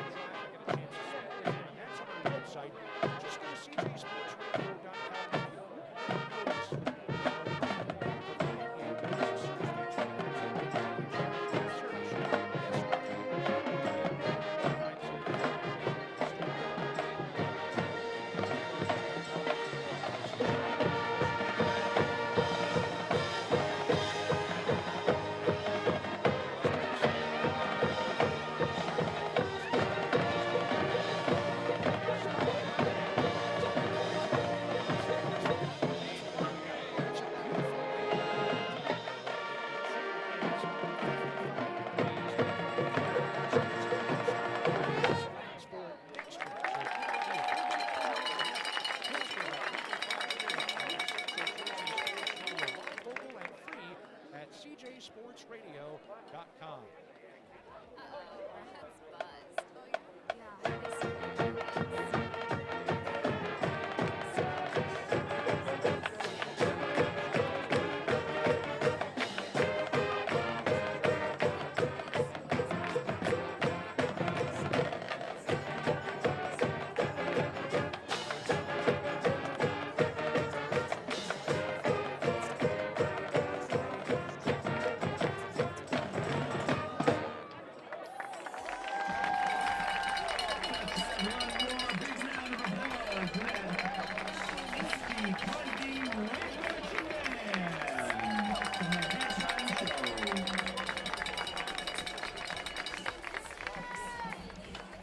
This year's version of the Ridge Marching Band is 74 members strong and includes 11 student leaders. They are drum majors Katie Bomar and Samhita Tatabarti, band manager Tori Dalton, woodwinds Miga Parikh and Thaddeus Kopczynski, brass Samantha Larson and Raj Gill, the battery Cole Spitzner, pit Beth Polito, and color guard Brianna Nemes and Marvin Ratikan. The Ridge Marching Band would like to extend a special thank you to the administration, faculty, instructors, and parents for their support of the Ridge Marching Band's students and its 2020 program. At Ridge High School, it's always a great day for marching bands. All right, welcome back to the field. Mike Pavlich, Godam Savino with you on Central Jersey Sports Radio. The Ridge teams, other than football, have been very busy over the course of the last week or so. The girls' tennis team, the 6th seed. Whether you are watching on YouTube or listening at CJSportsRadio.com. Do want to tell you a little bit about what our plans are for broadcast next week. Still working out some logistics of things, but it looks like on Friday night we are going to be in Woodbridge, where the Barons, who are currently number 1 in our poll and the Big Central Media poll, and 4-0. And will they be 5-0 next week? We'll find out tomorrow on Central Jersey Sports Radio, by the way, when they take on St. Joe's and Metuchen on the road. The Falcons are 2-2. But we'll have Woodbridge and Somerville. And, Dom, this is the one that in the poll that I did on Twitter got the vast majority of the yeses in the poll. That was the one that everybody wanted to see. What do you think about that one? Yeah, one of those yeses, one of those was you? Somerville. Oh, yeah. Without it, I mean, it's number 1 and number 2. Put away the group sizes and whatever. It's two really, really good teams. Woodbridge, Ali Lee Jr., Anthony Santino, Jason Magera, a whole bunch of returners from last year. I think 17 positions have their starters back from last year's sectional finalist team that we got to see. They lost to Northern Highlands in North 1 Group 4 last year, but super talented team. There's a reason why they're 4-0. And then for Somerville, they lost a little bit more from last year, but you've got Cookie Desiderio, one of the best running backs in the state, just like Ali Lee Jr., mind you. But Desiderio in the backfield. Matt Miller has been a wonderful quarterback, absolutely terrific in his first season. I believe he's a sophomore. We saw him at the start of the season. It feels like a year ago. A.J. Pena, one of the best linemen in the state as well, plays both sides, a guy who's going to get some college interest. So really talented teams that I would like to see in what would be the battle of heavyweights in the Big Central this year. Now, listen, I picked these games at random because I put this up 2 days ago, so that would have been Wednesday night before any of the pairings came out Thursday, and I got 3 of them right. And obviously I could only get 3 because I had North Brunswick against 2 different teams. I had Woodbridge, Somerville, Ridge, Phillipsburg, Old Bridge, North Brunswick. Those 3 matchups came to fruition. And I needed a 4th, and I put, 2 solid teams. I put North Brunswick, Watchung Hills. Would be another good just one. As a chance. But yeah. 7.2% for that. 16.9% wanted to see the Knights and Raiders. 14.5% wanted to see Ridge and Phillipsburg. And 61.4% wanted to see Woodbridge and Somerville. Yeah, I don't blame them. And we're going to have that one for you. Now, that one is going to be broadcast on Facebook Live. It'll be on our site. It'll be on tape delay on Woodbridge TV 35. It'll be me and Woodbridge Mayor John McCormick calling that game on Woodbridge TV and on CJ Sports Radio and on Facebook Live. And Dom, we're going to try and get to work the sideline for us. Sounds good to me. This is going to be. I want to be there covering. Because why not? Right. Because because who's there to tell me no? Right. Well, exactly. Basically. I mean, you look at any of the various outlets' top 20s, and right. Well, Woodbridge gets one. They're both in. Out of the Woodbridge got one of the number 1 votes in the media poll, and Woodbridge got the other 6. So it's mostly Woodbridge there, but Somerville gets the 1 vote. Right. I'm not at liberty to say who. If they want to publicize their vote, they can. That's great. But and well, power to them. Nice job if that's what you want to do. So anyway, we're about set to start the second half, and here to call the play-by-play is the man standing to my right, Dom Savino. Thanks, Mike. Looking forward to a fun second half here at Ridge High School. 2 really talented teams that, for them this year, are playing in a crossover game. Hillsborough 3-2 on the season. All of those games coming in Division 4. Ridge, the number 5 team in our top 10, they've already claimed their division championship. Division 5D, heavyweights like Union, Bridgewater Raritan, and St. Joe's Metuchen. Ridge has already beaten.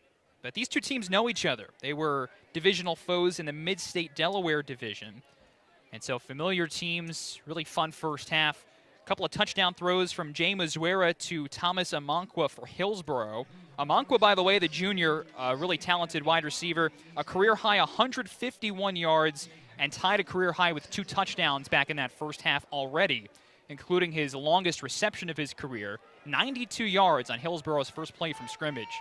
Meanwhile, for Ridge, the 2 touchdowns have had their QB Michael Olivo involved. First one, a 21-yard touchdown toss to Harry Hagerman, and then Olivo most recently, a 20-yard scamper to the house. Ridge won the opening toss and received, so Hillsborough gets the ball here to start the second half. Jake Beckman puts the ball on a tee as he boots it right to left here at Lee Field, and we are underway for the second half. 14 all Hillsborough and Ridge, as Hillsborough fields the opening kickoff, brings it up to the 33-yard line, going left to right, and that is where the Raiders will take over here. Again, 3-2 on the season, Hillsborough. They've lost to Watchung Hills and Phillipsburg, two teams in the top 10, but some quality wins. They beat Montgomery, also wins over North Hunterdon and Hunterdon Central. So Hillsborough takes over, 1st and 10 from their own 34-yard line in the road white uniforms with the light gold numbers trimmed in black. Burgundy pants. 3 wide receivers right, 1st and 10. Mizuera takes the snap, throws it to the right side, and it's short. Intended receiver was Ethan Mays, and it's 2nd down. So 6 of 8 in that first half, Dom, for 177 yards, 2 touchdowns, 92 and 16 yards to Thomas Amankwa. Yeah, and a pick in there as well for Mizuera, which he threw to the opposing quarterback. Michael Olivo picked off a pass back in the second quarter of Mizuera's. So 2nd and 10 for the Raiders. Again, they go 3 wide receivers to the near side. Levinitis, the lone back to his left. And Levinitis takes the handoff, running to the near side across the 35, wrapped up at the ankles, but pushes forward close to the 40-yard line and makes this 3rd and short. Now, Levinitis back in that first half, a 3-year starter, but not really a factor. 7 carries for just 30 yards, in large part because Hillsborough did not have a lot of offensive plays. The 92-yard bomb to Amankwa, it was a quick touchdown drive the second time around as well. 3rd and 4 here after the gain of 6 by Levinitis. Mizuera takes the snap on the jet sweep. I believe this is Amankwa coming to the far sideline, and he barely gets back to the line of scrimmage before he gets popped. Maybe picked up a yard or 2, but he's going to be short on 4th down. It has to be 4th and 2 with the ball at Hillsborough's 42-yard line, and they'll bring in Vaughn Culva to boot it away.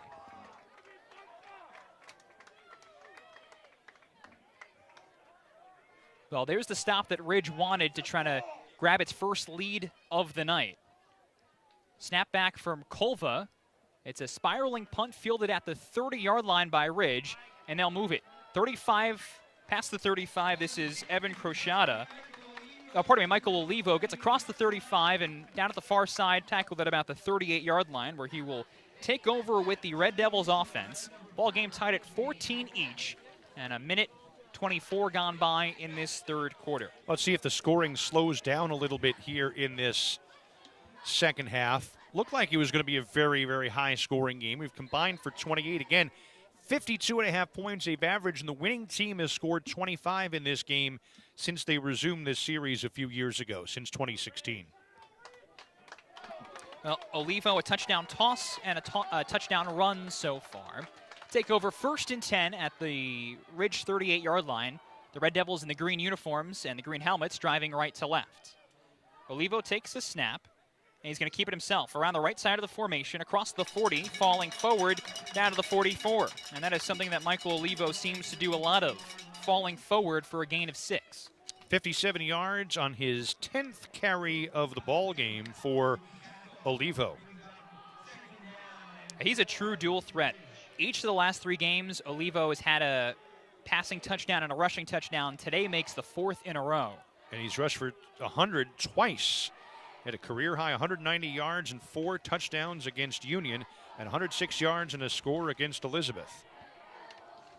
2nd and 4 at the 44 of Ridge. Takes the snap, rolls out to the near side. Got a man complete right at the sticks. It's a wonderful catch there by Harry Hagerman.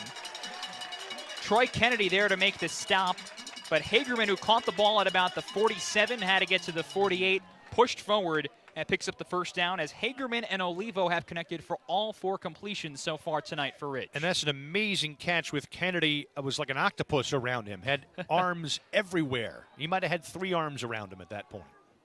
To move the ball to the Ridge 49-yard line is Hagerman, who leads this Red Devils team with now 4 touchdown catches, including his touchdown reception back in the first half. He moves the sticks.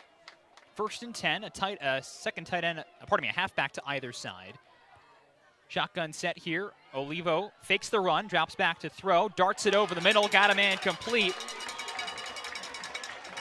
But like that is Luke Roberts, who makes his first appearance of the night.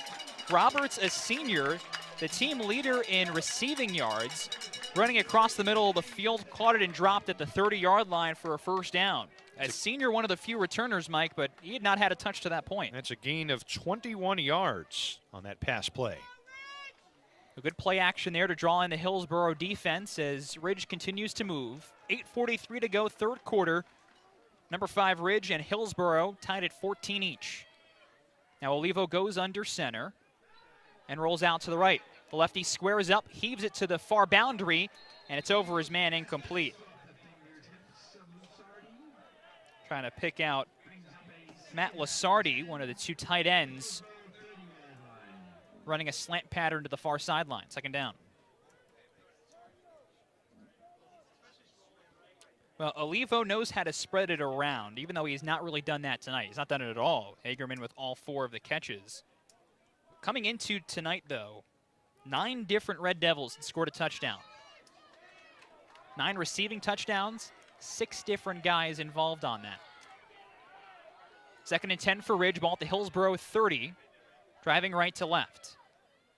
Olivo stops his right foot, takes the snap in the shotgun and hands it off. Through the middle, this is Lucas Hudkins. Slips one defender at the 20, across to the 10. Ball stripped away, though, at the goal line, and Hillsborough says they have it. And Hillsborough does. Lucas Hudkins made a man miss at about the 20, slipped another tackle at the 10. Right at the goal line, was met by a Hillsborough defender who stripped it away, and Ridge turns it over. Wow. That's a couple.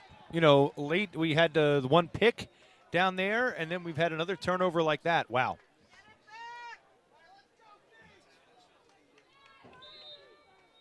So Hudkins, who was leading the way tonight with 50 first-half rushing yards, looked like he was going to make the house call to put Ridge on top, and instead a fumble. 1st and 10 for Hillsborough, but at their own 3-yard line. Trips right as Mazuera takes the snap, hands it off to Levinitis, popped running around the near side at the 4-yard line. Gets a yard to try to get Hillsborough off their own goal line, but took a hit at the end. Couldn't see who stripped the ball away, by the way, for Hillsborough. Amankwa, that's what we're saying in the press box. Okay, Thomas Amankwa, big play for him. He's got the 2 touchdown catches for Hillsborough, and now the forced fumble. Gain of 1 there for Levinitis, 2nd and 9. Mazuera, the shotgun snap, looks left and throws over there. Got a man complete to Amankwa, right by the sticks. Line to gain is the 13-yard line, and he's pretty close as Amankwa makes his 5th catch of the evening.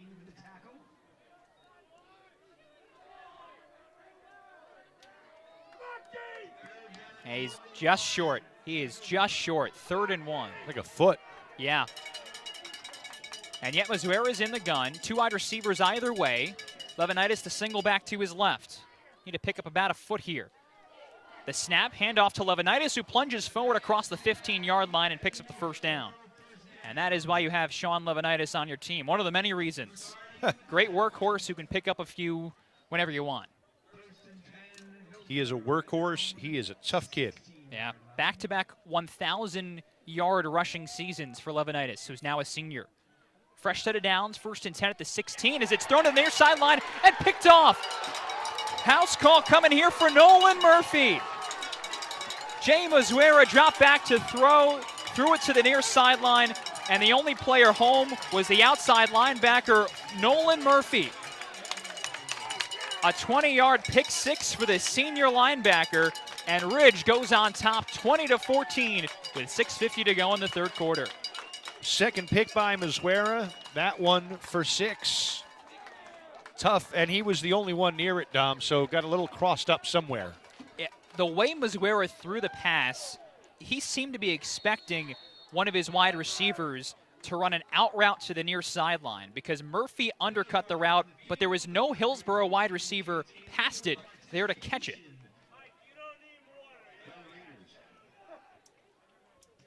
We have a flag here. It looks like it's unsportsmanlike conduct, I believe, against Hillsborough.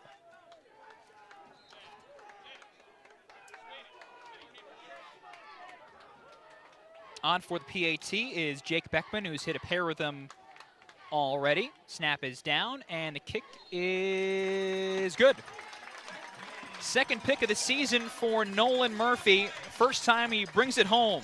20 yards on the pick six for this senior linebacker. And now with 6:50 to go in the third quarter, Ridge has its first lead of the night, 21-14. You're listening to the Big Central Game of the Week, powered by Bellamy & Son Paving, here on Central Jersey Sports Radio. If you're looking for branded merchandise, look no further than Jan Promotions. For over 40 years, they've been serving all of New Jersey with thousands of items to suit your needs and your budget. They've got everything from tech items like flash drives to bags, mugs, glasses, and sports bottles. From a 50-cent keychain to a glistening $500 custom award, make Jan Promotions your only source for all your ad specialty needs. They can help your small business or big corporation. Free setup and shipping on a wide range of products. Visit janpromotions.com or call Jack Nagel at 201-641-2803. That's 201-641-2803. Or online at janpromotions.com. All right, the momentum shifts here in the middle of the third quarter. 6:50 to go in period number 3. Ridge now in front 21-14 thanks to Nolan Murphy's 20-yard interception return for a touchdown. Ridge kicks it away here, fielded at the 20-yard line by Hillsborough. They go across the 30, and they're shy of the 35-yard line as Jay Mazuera, now after throwing his second interception of the evening, will take over and try to right the ship, get the Raiders back even. What a turn of events, though. And the first lead that Ridge has had in this ball game tonight, it was 7-0 Hillsborough, then 7-7, 14-7 Raiders, and then 14-all as we went into the half. And Ridge with its first lead at 21-14.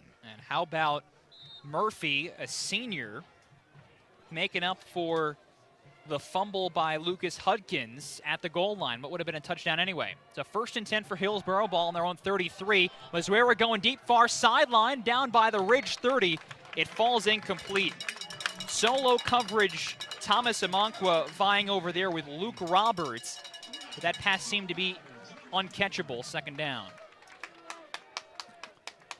Well, again, these are first-year starters who, I don't want to discredit them by saying overachieved, but considering the multi-year starters they replaced, they have done everything and more that their coaches could have asked for. Second down, Mazuera, the shotgun snap, hands it off to Levinitis, who can't feel his way anywhere. Tried to run through the middle and maybe got a yard up to the 34-yard line. It's going to be 3rd and long. Well, the defense getting a good push here for Ridge. Not only that, but we've talked about the lack of depth right now for Hillsborough because the JV team is out. They look like Group 2 there compared to Ridge, which has about 300 players on the sideline, I think. Empty backfield for Hillsborough on 3rd and 8. 3 wide receivers near side, 2 to the left. Mazuera, quick slant over the middle, got a man complete across the 45 to the 47. It's Will Dixon, the big 6'5" tight end. A favorite target of Mazuera as he picks up the first down. I mean, he's easy to find. He's the biggest guy out there on the football field. Moving up to the Hillsborough 48-yard line. Again, they trail 21-14 now. As Mazuera now over 200 yards. Takes the snap on first down. He's going to be sacked. Hit back at his own 42-yard line. Kenny Sinofsky, the junior, in there for his first sack of the season. Well, Ridge has come up with a couple of big defensive plays in this game. They've had some key stops on 3rd down. They've had a couple of sacks. Yeah, the second one tonight. First one was by Murphy, who's been the defensive player of the game. A couple of picks. So 2nd and 16. Again, Mazuera takes a shotgun snap. Flushed out left side. He's going to be sacked again. This time back at his 35-yard line. Yeah, that was more of a busted play. It was Sinofsky who came in again, but I think there was a little bit of a breakdown there in protection, and I think he wasn't sure which way he was going to run, and a little indecision cost him. The nose tackle, Andrew Taddeo, a senior captain back there as well. So this time it's a loss of 7, and the ball is back at Hillsborough's 35. Line to gain, by the way, is the Ridge 42. So this is 3rd down and 23 as Mazuera takes the snap. Nice pocket this time, getting antsy. Now tries to run to the far sideline. Nobody open downfield as he's taken down at the 40-yard line, far side. Great job by the Ridge secondary, which has 2 picks so far tonight.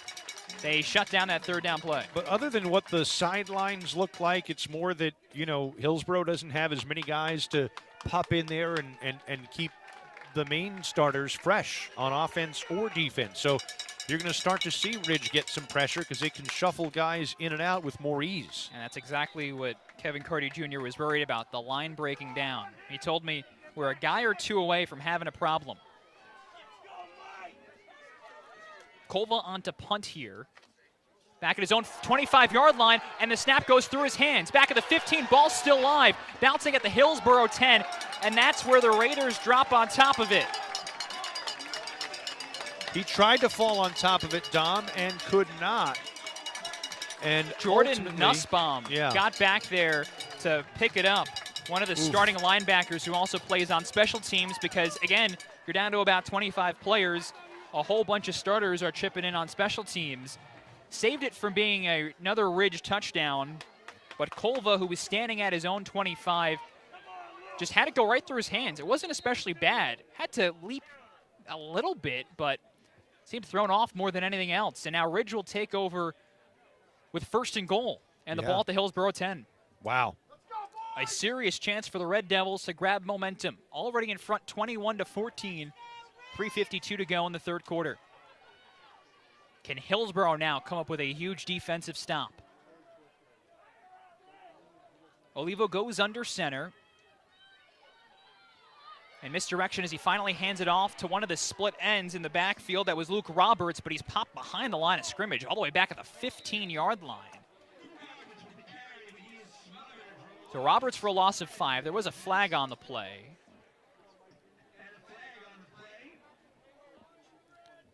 Might be against Ridge. Yeah, I'm going to assume so. Going over the Hillsborough sideline, see what Kevin Carty Jr. wants to do here. It is a loss of 5, so it would be 2nd and goal from the 15 if he didn't want it. And he'll take it.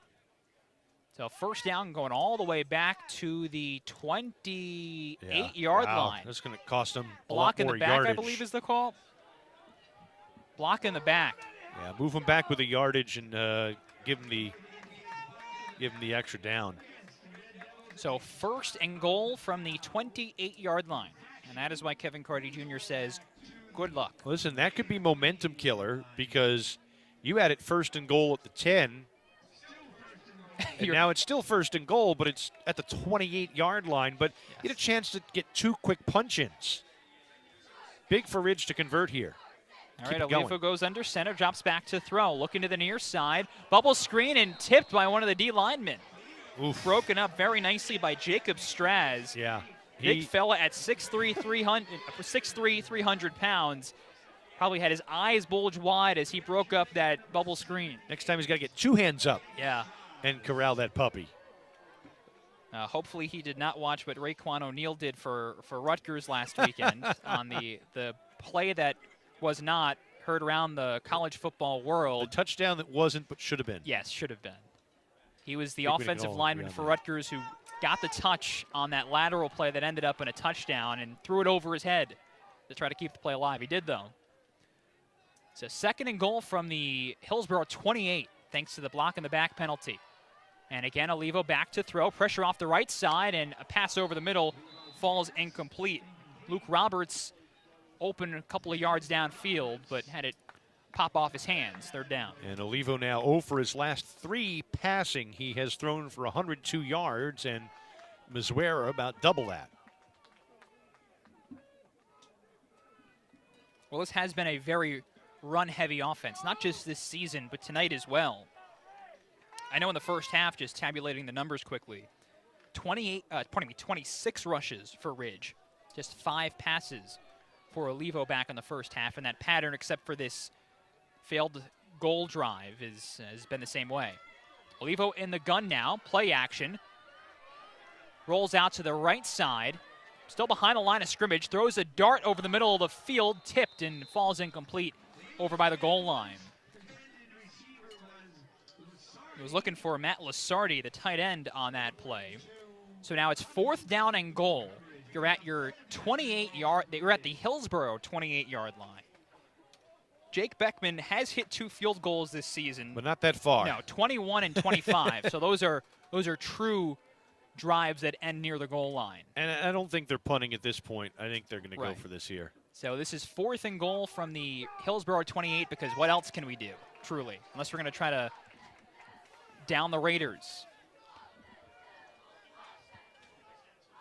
So Olivo goes under center, 2 backs behind him. Then he's back to throw. Going to heave it down the near side of the field, and it is caught! Touchdown! A diving grab by Luke Roberts in the near corner of the end zone. And on 4th and goal from the Hillsborough 28, darn it, Ridge converts. 6 points for the Red Devils as they increase their lead to 27-14, 2:52 to go in the 3rd quarter. I just like 4th and goal from the 28 and converting on that. How about that, my friends? Olivo dropped back to throw. Luke Roberts made a beeline for the back of the end zone right on this near sideline. Maybe had a quarter of a step on his defender, but dove for the pass that Olivo put on a dime, and he reeled it in. Beckman on for the PAT. It is up, and it is good. All of the momentum in Ridge's favor now. First the pick 6, and now the Olivo to Roberts 28-yard touchdown toss on 4th and goal. Let's take a break. 2:52 to go, 3rd quarter. Number 5 Ridge now in front of Hillsborough, 28-14. You're listening to the Big Central Game of the Week, powered by Bellamy and Son Paving on Central Jersey Sports Radio. When you have a paving job, large or small, call Bellamy & Son Paving in Piscataway for a job done right. This is Mike Pavlichko. You know, whether it's residential like me or commercial, they do driveways, parking lots, and even roads. They also take care of excavation, prep work, and stone paving. Bellamy & Son Paving will provide you with a free estimate, and they're fully insured. They did my driveway 10 years ago. It still looks great. Call them at 732-968-5999. That's 732-968-5999. Or visit BellamyandSonPaving.net. Bellamy & Son Paving, proud sponsor of the Big Central Game of the Week on Central Jersey Sports Radio. 3rd quarter, treating the Ridge Red Devils kindly. Somehow, Andy West and crew find a 4th down and goal from the 28 play. They dial it up for the touchdown. As Ridge kicks it off, fielded at the Hillsborough 20-yard line, and the Raiders carry it short of the 30. And a reminder of the Big Central Game of the Week, powered by Bellamy & Son Paving, brought to you by Fundraising U, America's leading fundraising program for high school sports. Jan Promotions, official outfitter of Central Jersey Sports Radio. Elite QB Football Training Academy, full-service training and development for quarterbacks at all levels. New Jersey Recruit Look, helping high school athletes become college prospects since 2012. And the Golden Corner Diner in Boundbrook, proud sponsor of Breakfast with Harry. Yes, that, Harry Frezza. So Olivo now 2 touchdown throws. He's at 130 passing yards. Luke Roberts, a couple of touches all on that drive, or in his 3rd quarter, I should say. His 3rd touchdown catch of the season. So Hillsborough's got the ball 1st and 10 from their own 28 as they hand it off for Levinitis, running through the right side across the 30 up to about the 33. And Levinitis, who has not really been able to find much space to run in this game, he's at what? He's at 11 carries for 42 yards, so averaging less than 4 per carry. 2nd and 4, they spot him all the way up to the 34. Mizuera throws it left side on a quick slant, and it falls incomplete. Out of the reach of Thomas Amankwa, who's had the best game of his Hillsborough career. Amankwa right now 5 catches, a career-high 160 yards, and tying a career high with 2 touchdown catches. He'll need to be another vertical threat in these final 14 minutes, I think, if Hillsborough wants to come back. Well, already 3rd down for the Raiders. Don't want to give the ball back to Ridge, who's got all the momentum. 3 wide receivers left as the Hillsborough Raiders drive left to right. Mizuera, the shotgun snap, throws it over the middle to nobody. Maybe Dixon in the area running an in route over the middle, right about at the sticks. And now 4th and 4, but back at your own 34-yard line. And again, you've got 14 minutes left, so Kevin Carty brings on the punt unit. Hillsborough, 2nd half, punt, pick 6, pick, punt.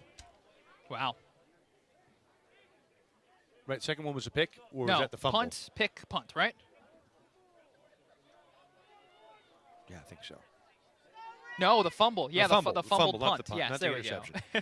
Punt, this time, pick six, fumble, punt. Yeah, this time the snap to Colva right in his midsection. He gets it off, and Ridge fair catches it at the 35-yard line. That's Olivo. I mean, we've only been watching the whole game. We've been here the whole time, folks. Yes. Promise we're paying attention. You can hear it, we're paying attention. Sure, yes. What were we talking about? Right.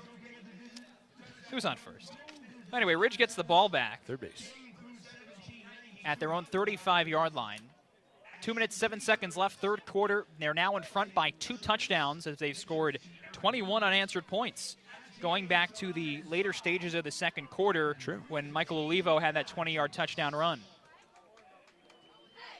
He's in the gun here with a back to his right. Brings a halfback in motion, fakes the handoff. No, actually does give it around the near side of the formation to the 35-yard line. That's Evan Krishada. And maybe gets back to the line of scrimmage. That's it. I can't remember where I read this, but I saw this the other day. Somebody said some team had scored 21 answered points until the other team scored. That's not unanswered.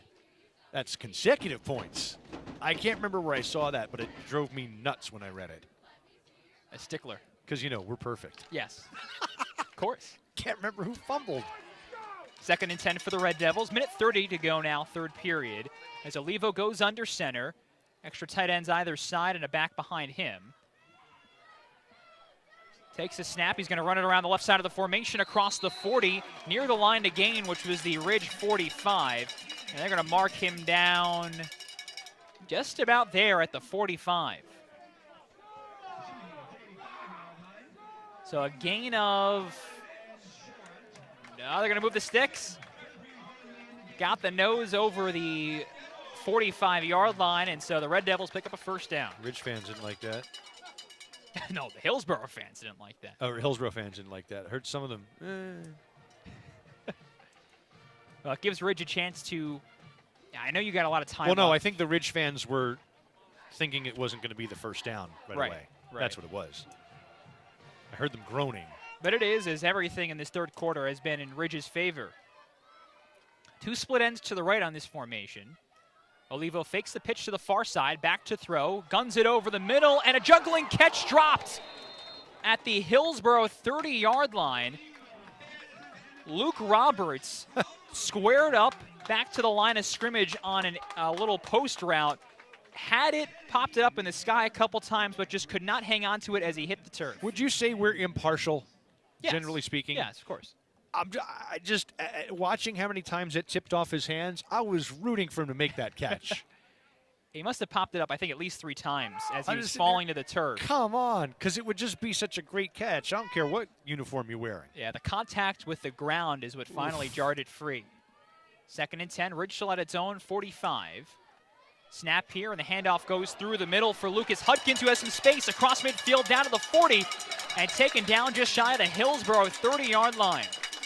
It is remarkable how quickly the holes have materialized in this third quarter for Ridge. Remember, Hillsborough down to just 25 guys tonight, and it's starting to make its impact on the lines. Gain of 25 on that, 24 on that carry for Hudkins, all the way down to the Hillsborough 31. And now, I know you got a lot of time left, 43 seconds in the third quarter, but the Raiders need a stop here, down 28-14. Olivo operates from the gun on this play and hands it off to Hudkins once more through the middle across the 25 and undercut at the 23-yard line. Well, Hudkins, 12 carries, 50 yards in the first half, but he's had, again, bigger holes to run through and more space to run in this second half. And I think if you're Ridge, you just keep going up the gut there and you make the defense work. Because listen, if you're going to, pass protection, whatever, if you're going to run the ball around the end, you can get away with it, but run it right up the gut. Final play of the third quarter as the handoff goes to Hudkins through the middle, bounces off a tackle, 20, 10, 5, touchdown. Lucas Hudkins gets the touchdown he was looking for. The junior scampers through the middle to end the third quarter with a score. And Ridge goes on top, 34-14. And this will be an extra point before the start of the fourth quarter. Ridge, 27 straight points here to turn what was a track meet in the first half into a sizable advantage just about to enter the final period. Beckman for the PAT, snaps down, kick is through despite a good push off the right side from Hillsborough.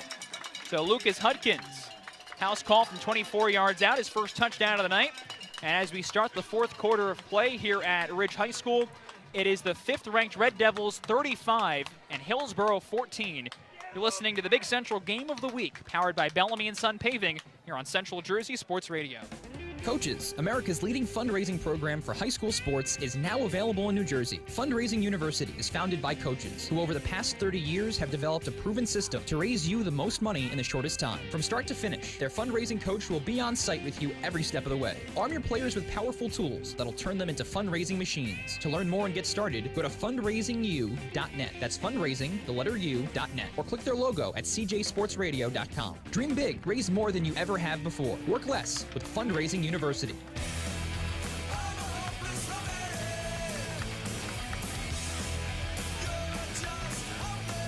Yeah, that's the Bouncing Souls, a punk band from the New Brunswick, Rutgers area, but they went to Ridge.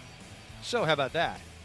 One of your prominent alums from Ridge High School. Didn't Tobin Heath go here? Tobin Heath did as well, yes. And Chris Daggett, who ran for governor as an independent in 2009 and was a DEP commissioner in New Jersey. Yeah, Tobin Heath, World Cup champ, one of the stars from the U.S. women's national team. Ridge kicks it away here, fielded at the Hillsborough 20-yard line as they carry it up to the 30. Both teams kicking it short in this game. That one received there by Troy Kennedy. Yeah, but how about the Hillsborough football alums, Sean Mayer, who was with the Cleveland practice squad, went to Syracuse in a nice career there. Sean O'Hara, yes, no stranger to you or I. Ricky Prohl, 18-year NFL pro, 2-time champion, Super Bowl 34 with the Greatest Show on Turf Rams, and 51 with the Colts. How about that? Huh. And I think lost a Super Bowl to the Patriots somewhere in there as well. The Hillsborough needing points. Start of the fourth quarter, 1st and 10 from their own 30. They throw it into the flat near side. Believe this is Amonquo, carries it across the 35. No, pardon me, it's Ethan Mays who gets it across the 35 up to the 37-yard line. So a gain of 7 on Mays' second catch of the evening. 2nd and 3 as Hillsborough drives right to left in this fourth period. But again, trailing 35-14, Ridge on a roll. The Raiders struggling to stop the momentum.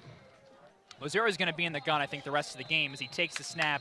We've got a false start against Hillsborough. All right, but I got 2 more well-known alums for you, notable alums from Hillsborough. Dustin Shepard, who played with the New York, New Jersey Metro Stars back in the day, but also was very popular at Rutgers for Bob Riasso back when I was in school there. And Michael Ian Black, class of 88, comedian. Really? And you often see him on those, like, I Love the 80s pop-up video type things, you know, on VH1 or something like that. Right. Amazed they're still around, VH1, huh? I've heard of it. Yeah. So this brings it back to the Hillsborough 32 as they throw it to the near side, but it's a short ball. He had Amonquo open on a curl route near sideline at about the 45-yard line, but threw it maybe 2 yards short. Amonquo bent down, tried to reel it in over his shoelaces and couldn't. And it looked like it bounced off his knee or something hard or something because it shot back like a cannon about 6 yards back upfield. And here's the problem now for Hillsborough. They punted on a 3-and-out last time. You can't afford to go 3-and-out here, even with 11:03 to go. 3rd and 9 from their own 31. Mazuera, empty backfield, takes a snap. Flushed out left. Heaves it over the middle of the field. Got a man complete past midfield and into Ridge territory. That is Ethan Mays, his longest reception of the night. All the way down to the Ridge 46-yard line. Big 3rd down conversion there for the Raiders, and they'll need a lot more where that came from. 16 yards. 2 wide receivers right, single man left. Mazuera takes the snap, back to throw, pushed out left. He's looking to run across the 45, stiff arm down to the 42. as the dual threat QB uses his legs for a couple of yards and stops the clock. It's going to have to be a lot of rinse and repeat for Hillsborough, though.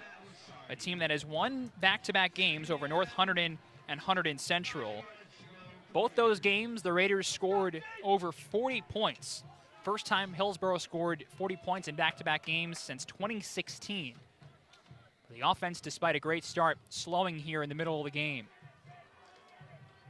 Through wide receivers right. The snap to Muzuera, throws it far side.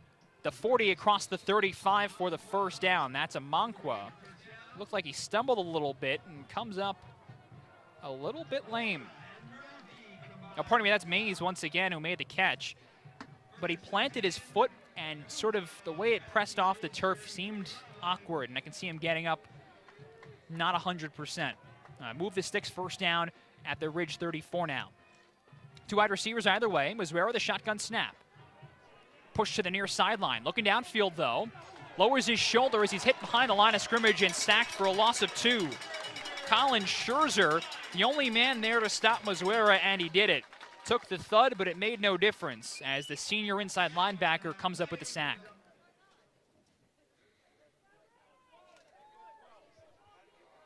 Third sack of the night for Ridge. You might see a few more of those, too. Yeah, 2nd and 12. And flags, I don't know if Hillsborough got sent. They didn't. Another false start. And, you know, these are guys we would be seeing a lot of tonight anyway, the guys in the starting lineup. But you wonder if the fatigue of having to play almost all the snaps on both sides of the ball is finally catching up to the Raiders. Yeah, I mean, it's certainly going to be a concern just to keep some guys fresh. 26 guys, it means there's only 15 over there on the sideline right now. So back it up to the 41. In the gun, Muzuera takes a snap. He hands it off to Levinitis across the 40. Slips a tackle to the 35. Nice move to make one man miss as he gets back near the line of scrimmage. Matt Lazzardi was the guy who missed the initial tackle, and I think he came up just a little pained. So it is back to the original line of scrimmage. 3rd and 10 from the 34-yard line as we go under 9 minutes to play in the ball game. Number 5 Ridge on top of Hillsborough, 35-14. The Red Devils 28 unanswered points. Muzuera takes the snap through wide receivers right, heaves it down the field, down the middle of the field, and it's just out of the reach of his intended target. Amankwa ran down the near sideline and came back into the middle of the field in the end zone to try to haul it in. He had space to make the basket catch just inside the back of the end zone, but couldn't. He had beaten both of the guys in the Ridge secondary who came to slip over, and now it's 4th down. That's the sort of plays, though, if you're Hillsborough at this point, you need to convert. And they get one more crack at it here, Dom, and this may be ball game for them. I hate to say that with 8.5 minutes left, but you're down 3 scores. Snap here to Muzuera, gets a rush through the middle. Moving around, scrambles to the right side. Takes his eyes upfield, a man wide open at the 10-yard line, and he dropped it. Wide open on the far sideline. Ethan Mays couldn't have been more wide open if he was the only guy here. Nobody within 15 yards, maybe a touch underthrown by the scrambling Jay Muzuera, but Mays simply dropped it on what would have been the easiest touchdown, I think, of his career. And I'm going to tell you, I got to watch this again, Dom, while you call the Ridge offensive play, but that might have been an illegal forward pass. I thought Muzuera was past the line of scrimmage, which was the 34. Oh, possibly. He had a rush through the middle, scrambled around.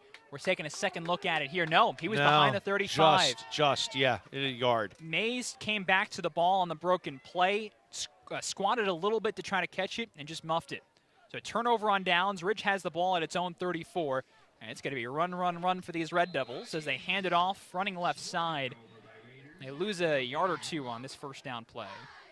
The handoff went to Lucas Hudkins, who's had himself quite a nice night, especially in this second half. He had the most recent touchdown run for the Red Devils.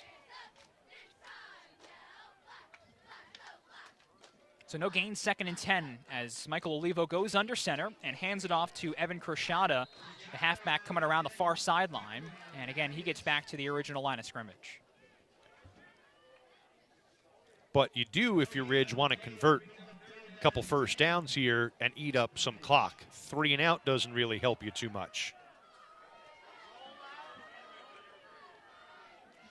And Ridge not taking a lot of time between plays either. Olivo already under center for 3rd down. Brings a man in motion to the near side. Looking to throw. Throws it into the flat near side. And it's complete to Crochata across the 35 at about the 38. Well, this is going to be 4th and 6. Now 4th and 8 on a gain of just 2 on the completion to the senior H-back.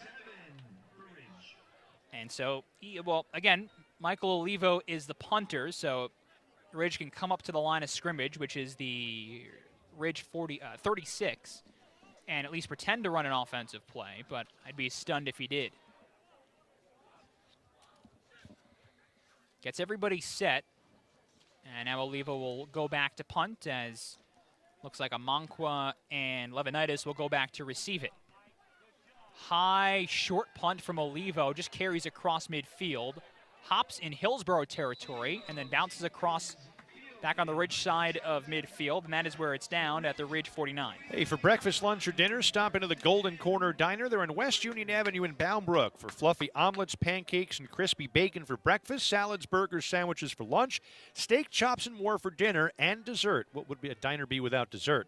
Since 1989, the Golden Corner Diner has made you feel like family. They're the sponsor of Breakfast with Harry, our weekly segment with legendary sports writer Harry Frezza on Central Jersey Sports Radio. That debuted Tuesday night. Got some great comments from people about that. Hope you enjoy it. Golden Corner Diner, West Union Avenue in Bound Brook. Takeout too, 732-469-3350, 732-469-3350. The Golden Corner Diner in Bound Brook. I'm already hungry. Hillsborough takes over. They're inside Ridge territory at the 49-yard line. 6:33 to go, final quarter. Hillsborough trails Ridge 35-14. James Wera takes the snap, moving out of the pocket and sacked. Taken down just shy of midfield there. A stop there by Colin Scherzer. Once again coming up from the second level for the sack. And now the ball spotted at midfield. Just remarkable how Ridge was able to survive the early punches from Hillsborough. A couple of touchdown throws from James Wera to Thomas Amonkwa, including that first drive of 92 yards. One play, 92-yard bomb. Second down, 2 wide receivers either way. Moswera back to throw, heaves it over the middle, complete past the 30, slips a man 20, 10, 5, angling to the far pylon, fumbled it as he crossed the goal line, but recovers it, touchdown. Wow, Thomas Amonkwa coming over the middle, got past his initial defender. Ridge defenders came up from behind, and right as Amonkwa stepped over the goal line, it seemed like, he fumbled the ball momentarily, but right in front of him, kept it in the air the whole time, and snatched it back down for his 3rd touchdown of the night, continuing to add to a career evening for the junior. Wow, what a night, what a catch, and now back in here again. Yeah, you got a chance. Von Kulva on for the PAT to make it a 2-score game. Snap down, kick is up and straight through. So Moswera to Amonkwa for the 3rd time tonight as Hillsborough gets within 2 scores, but will they have enough time? It is now 35-21. Number 5 Ridge leading Hillsborough. We've got 5:46 left to go. You're listening to the Big Central Game of the Week, powered by Bellamy & Son Paving, here on Central Jersey Sports Radio. Want to play college sports? Check out New Jersey Recruit Look. They work one-on-one with student athletes and their families and walk them through the entire recruiting process. New Jersey Recruit Look will help you research schools, communicate with college coaches, and most importantly, help you find the best opportunity not only to play at the collegiate level, but find ways to save money on an education that can set you up for life. Contact George Ross at 732-309-1011 or log on to njrecruitlook.com. That's njrecruitlook.com. Set up a free recruiting consultation and get your recruitment process started today. Even if Hillsborough cannot come back to win, Thomas Amonkwa having a game he will remember. The junior pass catcher now 6 catches, 210 yards. That's a career high. 3 touchdown catches. That's a career high. And don't forget the longest play of his career, a 92-yard touchdown catch from Jay Muzuera for the first score of the evening, first play from scrimmage for Hillsborough. Problem for the Raiders, can they come back some more? 35-21 is now the Hillsborough deficit. 5:46 to go as Kolva pretends to kick it, and the second kicker on the onside kick kicks it to the far sideline, but you got to get it to the 50-yard line. It did not. It did not carry the 10 yards they needed it to. So Von Kolva, the kicker, approached the ball, faked the kick. A second player for Hillsborough swooped in, tried to boot it to the far sideline, but it didn't carry the 10 yards that it has to. And so this will be Ridge football at the Hillsborough 48. And it sort of shows you where the Raiders and where Kevin Carty Jr. think they're at right now in this game. Going for the onside kick with more than 5.5 minutes left, down 2 touchdowns. Yeah, you have to. I mean, it's still a ball game. Crazier things have happened. Well, Hillsborough looking for another 3 and out as Olivo goes under center, an H-back either way, and on first down hands it off to Hudkins, who is hit quickly. Picks up a yard over the middle. Well, that's why that last possession was so important for Ridge to get a couple of first downs and just kill off some time. They didn't get to do that. 3 and outs don't help you. Sure, you want to run the football, but you have to be a little bit aggressive on that because there was still a significant enough amount of time, I felt like, in the ball game. But we'll see if it hurts them or not.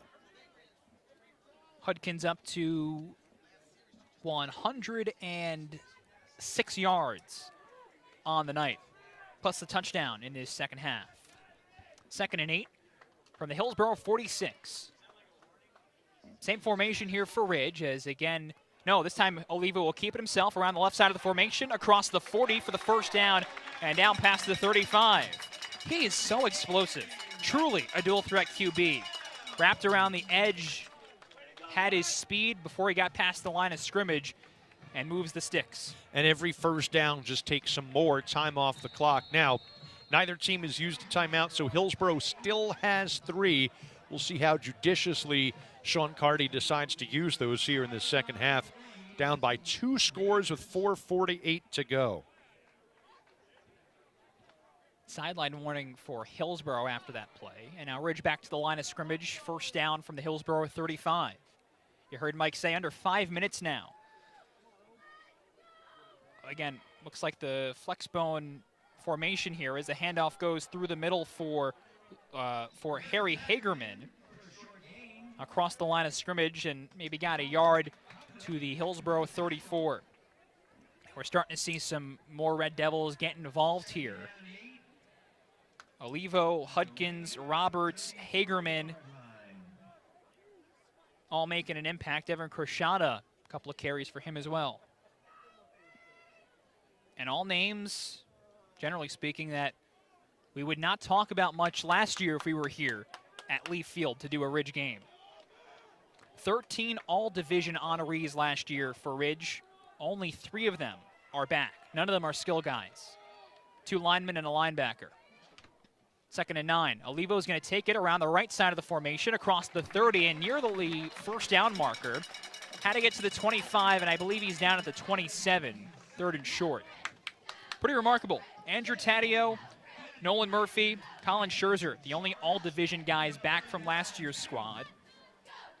And Ridge loved to run it last year, right? They had over 1,700 rushing yards as a team in 2019, the final season with Bill Tracy as the head coach.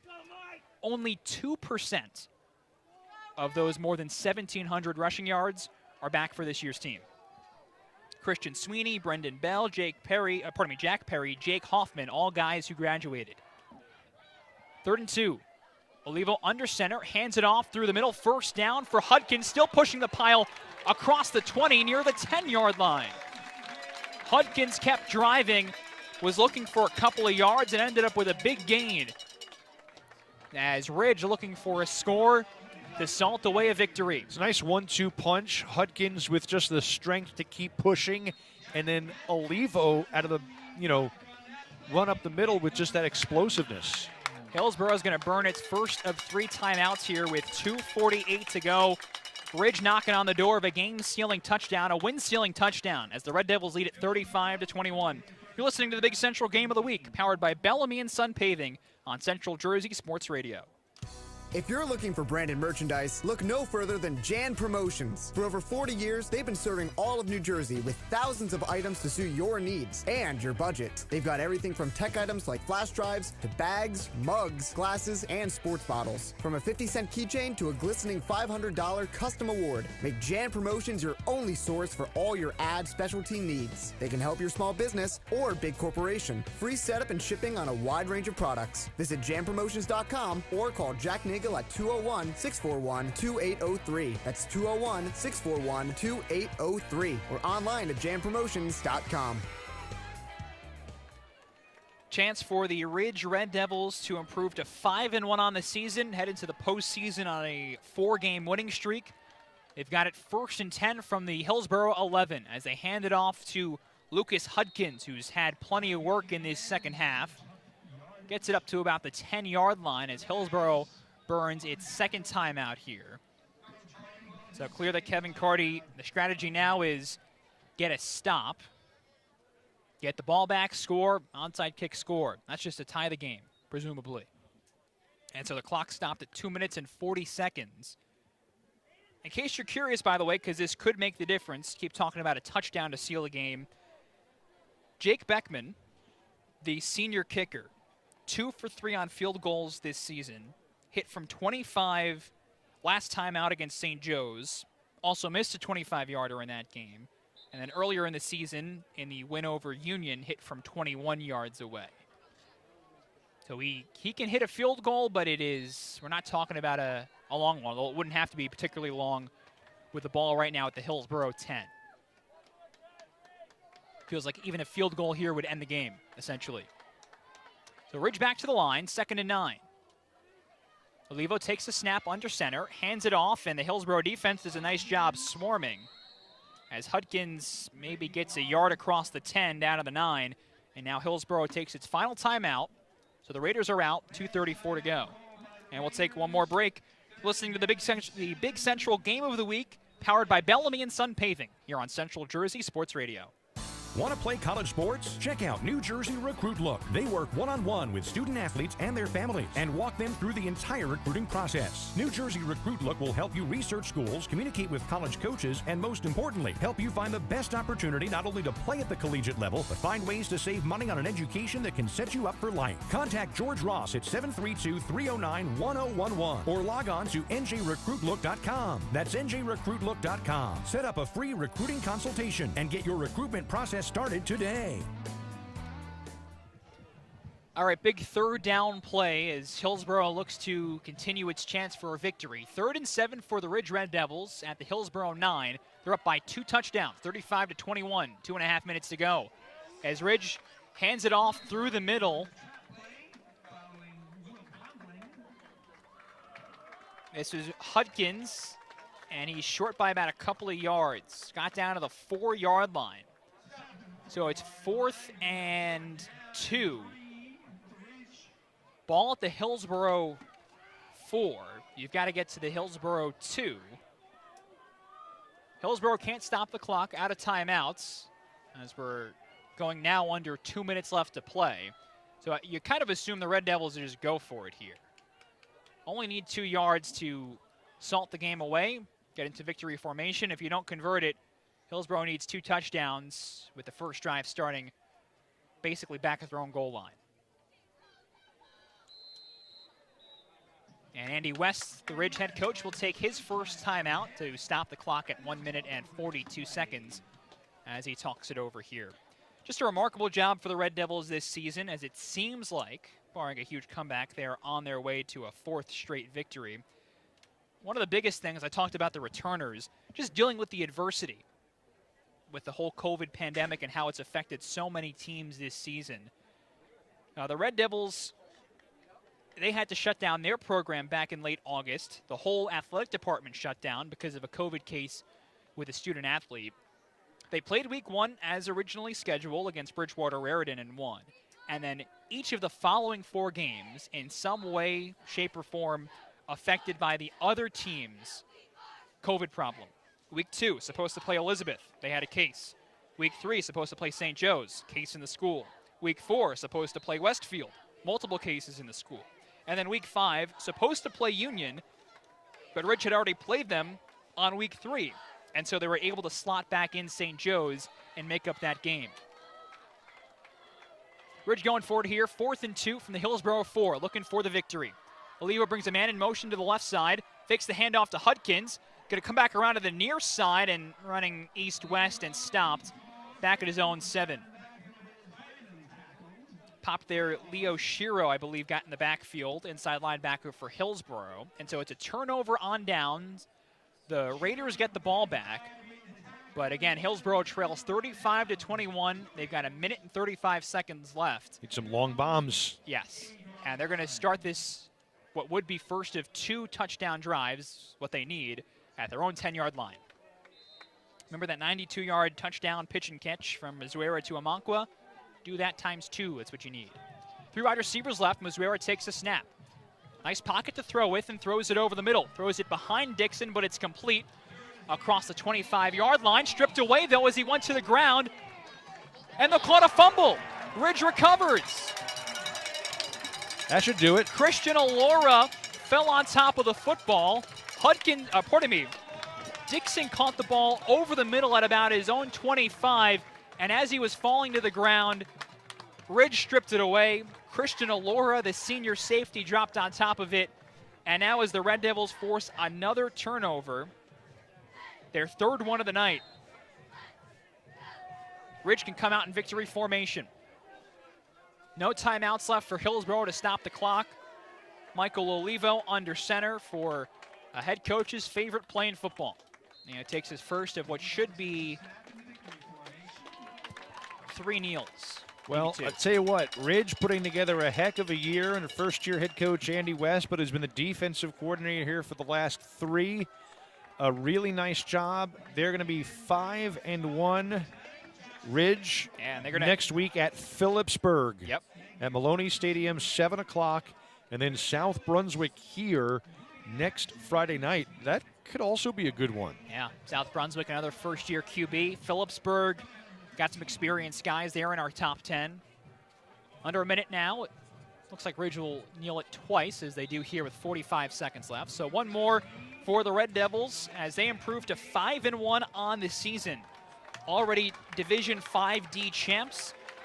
They grab a W in this crossover game with a former Mid-State Delaware Division foe with a huge second-half effort. One more kneel down here for Olivo. 24 seconds left, and they can start to celebrate. Ridge deserves it.